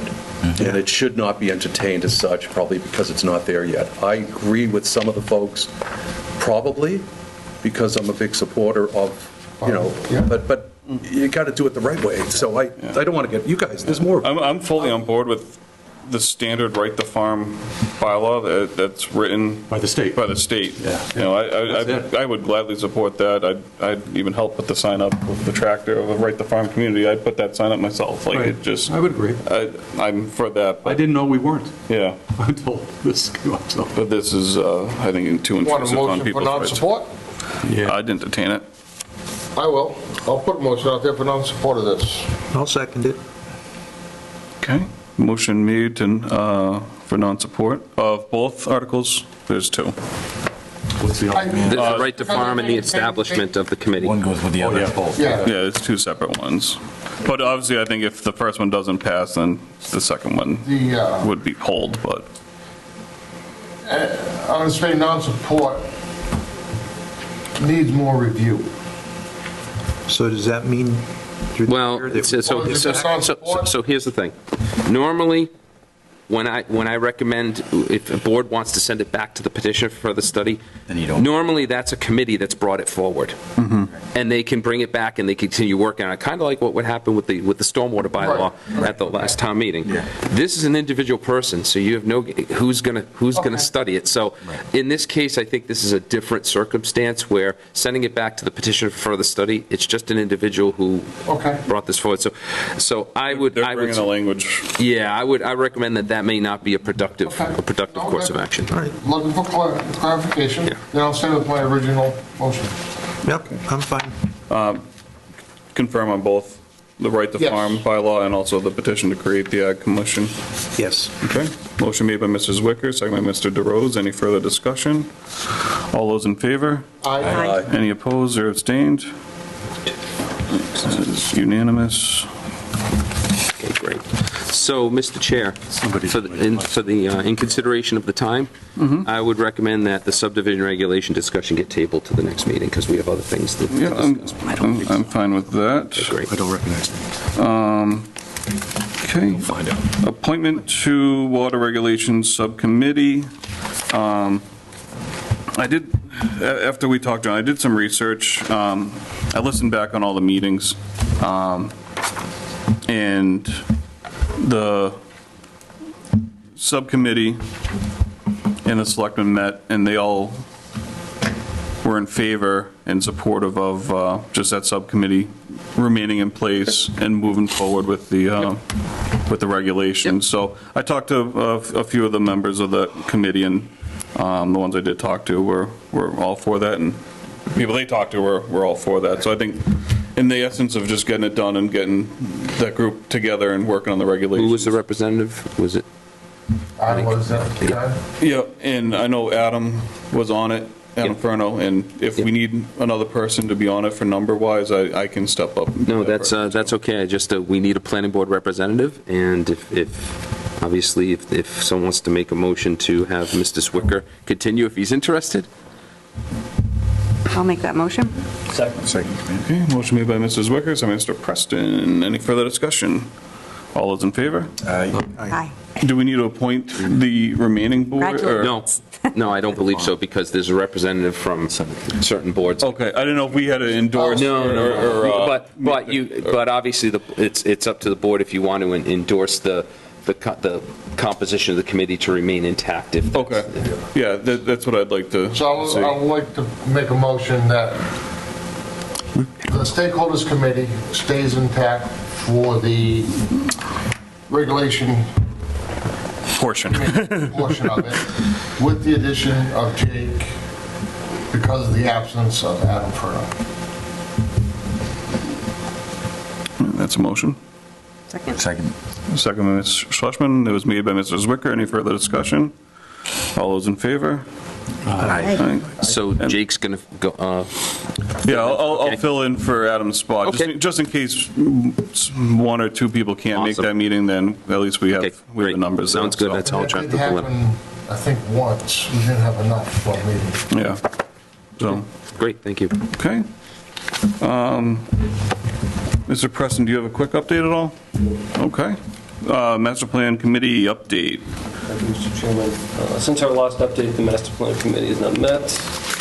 We'll be meeting this Wednesday, September 17th. We're currently writing the 7 elements with CMRPC. We'll be continuing our discussion on town service facilities and discussing open space and recreation on the 17th. In addition, John will be sharing some traffic count information he has put together for us at that time.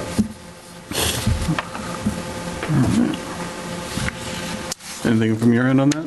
No, it's just following our last meeting, I did some research on CMRPC's website and Mass DOT's website and just collated historical traffic counts and put it into a table for the benefit of the Master Plan Committee just to see what's been done, and it's also going to help, I think, guide us on future traffic counts as far as where we need updated traffic counts in certain locations, so they'll give guidance on that.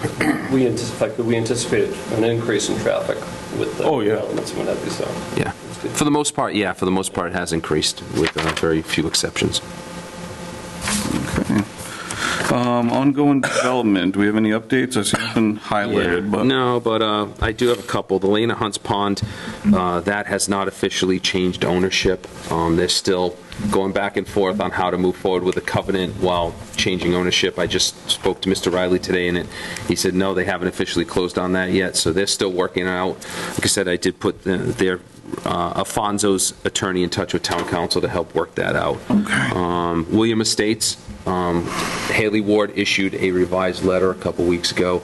Not much different from the letter back in March. There hasn't been a lot of progress made, but I am going to be scheduling a meeting with the developer, Ken, Haley Ward, and myself here in the next week or two to try and get this. Because they wanted that road accepted at the last Springtown meeting, so it's not ready. If they wanted it, they need to get it moving. There's still a punch list, so it's the ball's in their court. So that's the update on that. And Whitten Reservoir, Ken and I did meet on site last week with the new engineer and reviewed the things that needed to be done for that roadway acceptance. So we're working on getting that across the finish line as well. Has there been progress on construction? I know it kind of seemed like there was not. They just brought on a new engineer, so there hasn't been a lot of progress made, but we're cautiously optimistic that this engineer will get what needs to be done. Yeah. Well, the engineer has to engineer, but the construction company has to construct it too. From what I understand with both these projects, it's not the engineer that's stalling things, it's the person that controls the money. That is being difficult. Okay.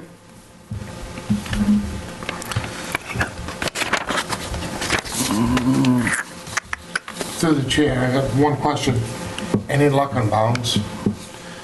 Honestly, I haven't found any list on that. So Can we keep that on ongoing? Yeah, no, So that we don't forget it? I'm on it. I'm working on it. Just right now, it's a matter of finding a list, and maybe we can have a discussion about that in an upcoming meeting for what your recollection is as far as what subdivisions need to be done. So we're just trying to get, obviously, the Spring Meadow finished up at this point. And it's also going to be a matter of funding, of getting the money, because this costs $20-something thousand to do the bounds for one subdivision. So it depends on how many subdivisions we have. And obviously, from what I understand, the next budget is going to be fairly tight. So it's a matter of getting the funding to get this done as well. Because this was supposed to be a yearly continual deal until they were all caught up. So I understand that point, but this has been discussed for many years. It's already been started, and it's got to get finished. Got to get one thing off that bucket list. The chair, as a follow-up, at Spring Meadow, I did see some of the bounds they found. It wasn't that they were putting them in, it had nothing to do with property. It looked as if there were bounds that were there, two sides of the road, in the middle of someone's property on each side, and it looked like it was defining the right-of-way.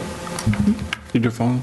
No, it's not. Oh, is that my phone? It's not doing anything. I could only see it, the work at the entrances as far as like that, so I don't know if they were bothering. Yeah, so we can have a discussion on that because I don't know what subdivisions need to be done. There, again, I can't find any list electronically that anyone formalized.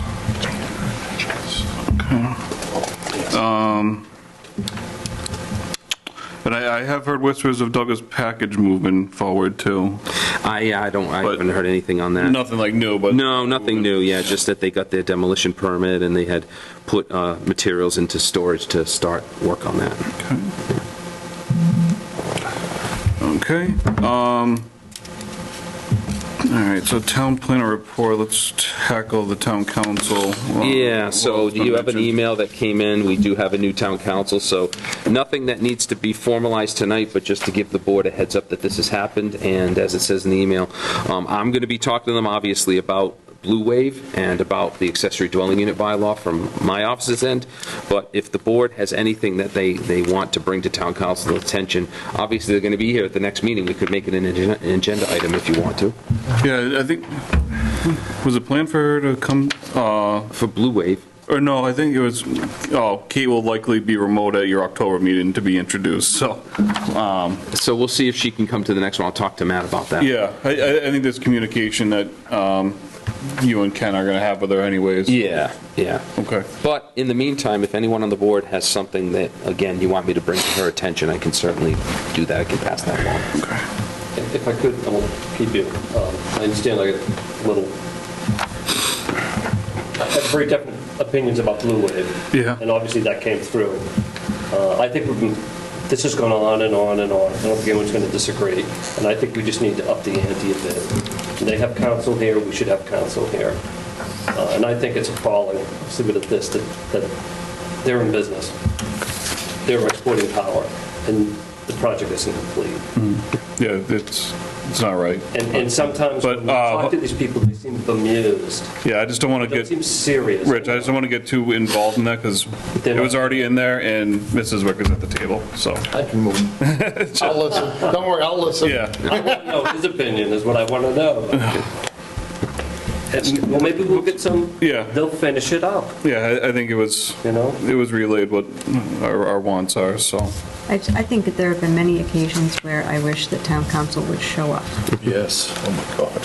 Yeah. In person. Obviously, there are budgetary considerations, I totally understand that, but there have been but times. again, it seems like more and more as the state with their unfunded mandates as far as what towns need to do, everything from there to just there seems to be a lack of just doing things as they were approved by developers more and more and more that makes it necessary to involve town council. So it's not the board's fault necessarily. It's not anyone's fault that town council has to be more involved than ever because they're outside things that kind of necessitate that. And I know there's been times where stuff comes up going forward. Some stuff comes up on our draft agenda, and I'll reach out to you, or we'll talk ahead. And I'm like, can you just get the opinion ahead of time? So, I do try to ask for opinion ahead of time too. So, but I think if there's and sometimes a discussion happens where you didn't realize you needed town council, and then you're like, oh. Like, we didn't realize that council was going to be here tonight. They didn't tell us. Yeah. That's the lack of communication right there, and quite frankly, the lack of respect that we feel as staff members that is not extended to us. To change the subject to the chair, did the stormwater pass all through the AG, no problem? I believe so, yeah. I believe so. I'll check on that, though, Mike. Before we start. Yeah, let me verify that. I believe it has. Everything that we did is okay and thumbs up. I don't see why it wouldn't, Mike. Yeah. I agree with you. Yeah. But I just want to make sure we're all on good before. With the exception of certain things, the AG's office is not in the business of rejecting bylaws passed by the town, but there are exceptions to that. There is, and that's why I'm just making that bylaws. Yeah. So. Before we start moving forward, please, thank you. All right, and John, we have a potential warehouse overlay district discussion. Yeah, so this is going to be, I don't want to get too far into this because there's going to be a public hearing on the 24th on this, but we have a potential, a person who's going to be buying, a company who's going to be buying multiple parcels and a portion of another one over at Pine Sand and Gravel for development of a warehouse.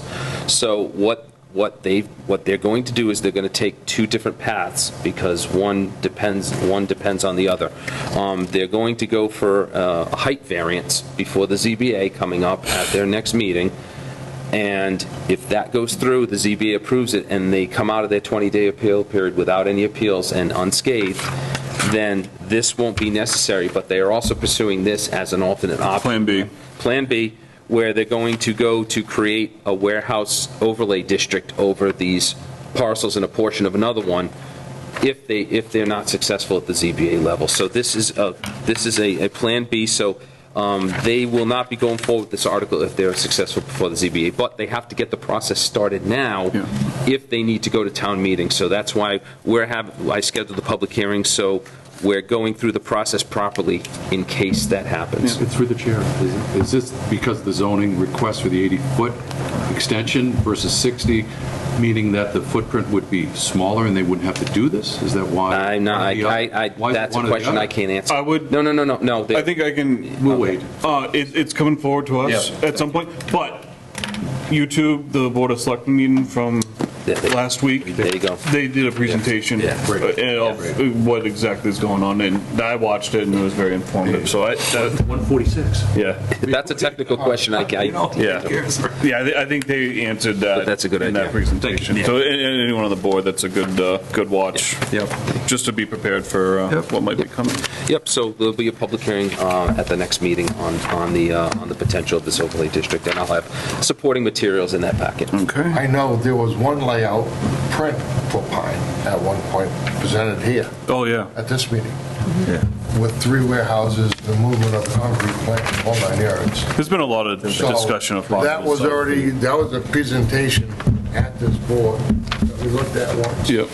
Using the existing road from the prints, I'd say 10, 12 years ago, when the original thought was to tie Douglas all the way through into something. The entrance area and the whole 9 yards. And the hill was the last obstacle. But Which is slowly. I think it's not similar. It's a different plan from the. Yeah, I'm just saying. But yeah. We did have a plan at one point in front of us. Yeah, so that's not the current plan, the current thought. You predate. So, Mr. Chair. It was like a year ago. Oh, a year ago. You said something about 12. So, Mr. Chair, procedural matter. We have reached 9 o'clock. From what I understand, the board has to take a vote to continue past 9 o'clock. Is that written? That I was made aware of that today by the town administrator. By who? I've always tried to keep it under. So I think the only thing we have is the endorsement of the A&Rs. Yep. And I do want to discuss that briefly before the board does that. Okay, so 15 minutes. I'll entertain a motion to continue the meeting for 15 minutes to 9:15. Okay. So moved. Second. Who was that? Okay. He's hiding his mouth. Mr. Preston, seconded by Mr. He doesn't want anyone reading his lips. Okay, all those in favor? Aye. All right. Okay, so, speaking of endorsements, one thing that has been common practice with other boards I've worked for, and I didn't want to make any recommendations until I saw how this process played out. And at the last meeting, and this is not meant as an indictment of anybody, this is just a general statement, especially after the end of a long meeting when we moved on to other things, I found getting signatures at the end of the meeting on multiple documents to be very confusing, very difficult, because there are sometimes people start getting inside conversations. I believe I had to pull people away from over there and say, could you come sign this, please? The other thing is, there are certain instances where I know certain members were not necessarily eligible to sign a decision or a plan. Oh, that's true. But yet, they would come over and sign it, and it's just very difficult for me to organize and keep track of who's signing what. When you're waiting till the end of the meeting, the discussion's been done, we're on to other things, our minds are elsewhere. So I would respectfully request to this planning board that you alter your procedure, and when an A&R is approved, to endorse it at the time of the agenda item and then move on to the next item, because I find it's much easier to keep track of things administratively, and it's so mistakes don't get made and endorsements that shouldn't be endorsed happen. So decision doesn't have to be made tonight, but in speaking to Jake about this previously, I could pull a table over and put the plans over there to make it easier. We just go over instead of passing plans around. But I would, or even like right here. Exactly, somewhere. we could do that. So just somewhere where it's out of the way a little bit, like it could be right in front of the screen right here. So I would appreciate if the board would adopt that policy, because it just makes things easier to track. Stretch your leg policy. Circulation. So if I may, the reason that it's been done that way is simple. We weren't always in this room. Gotcha. We're in that little room. Oh, okay. You're not going to spread all that stuff over. Yes. One table sitting in front of you with 7. Yeah. I told you he would know. Yeah, there you So go. what it is at the end of the meeting, Predates us. the desk over in the back corner that have everything set up so we could get up, go over there and do it all. Because otherwise, it was a zoo in there. Well, now that you're meeting in Beverly Hills, you can spread out. But still, on that aspect, I totally understand, but you're going to have to say, you want to take a break for 5 minutes or whatever at the end of that, or however you're going to do it. Yeah. As long as the Mylar is set up to do it, I don't care when we do And it. it's just fair for the applicant too. They're Right. here. They So you can take- Well, and that's the other thing. We can, with an A&R, we can give the applicant the Mylar on the spot without having them come back in the next day to get it. That's a little bit of a courtesy. So, I mean, we'd have 3 or 4 Mylars flying around, A&Rs, in that little room over there. Yeah. You're not doing it while the meeting's going on because you can kiss an hour gone. Yeah. Just trying to do everything at that time. Yeah, and also, like I said, it's fresh on people's minds, and I think it makes sense to do it at the time. I just think it makes sense. So since we have the room, would the board be okay with that? Sure. Yeah, Great, thank you. But I that's appreciate why that little table in there, now you start spreading that stuff all over. Yeah. It didn't work too good. Well, it's nice that you guys have the stamps. That's a first. I've never seen the board have signature stamps like Although this. we can't use them on the Mylars, right? That's right. Yeah, you have to use the markers. Did anyone have a chance to look at the meeting minutes for July 9th? No. He didn't see anything. We'll go put that for the next one. DeRosa's reviewed them. He's reviewed them. Oh, But, yeah, but last week, last meeting I did, and then we found some typo I missed, so. typos I'm fine with. Yeah, It's the, it all made sense to me. It was the record of what we discussed. all right. Anyone care to make that motion, or would they like to read it on their own, or trust Mike's? We'll make that motion. All right, motion made by Ms. Schlesman. Second, Mr. Preston, for the meeting minutes of July 9th. All those in favor? Aye. Aye. Okay. Meeting minutes are all set. Open session topics not reasonably anticipated, 48 hours in advance. Anyone kind of covered that a little bit in other places? Seeing as none, I'll entertain a motion to adjourn. So moved. Second? Excellent. Okay, motion made by Mr. Greco, second by Mrs. Zwicker. Any further discussion? All those in favor? Aye. You all set with this, Jake? Yes, I am.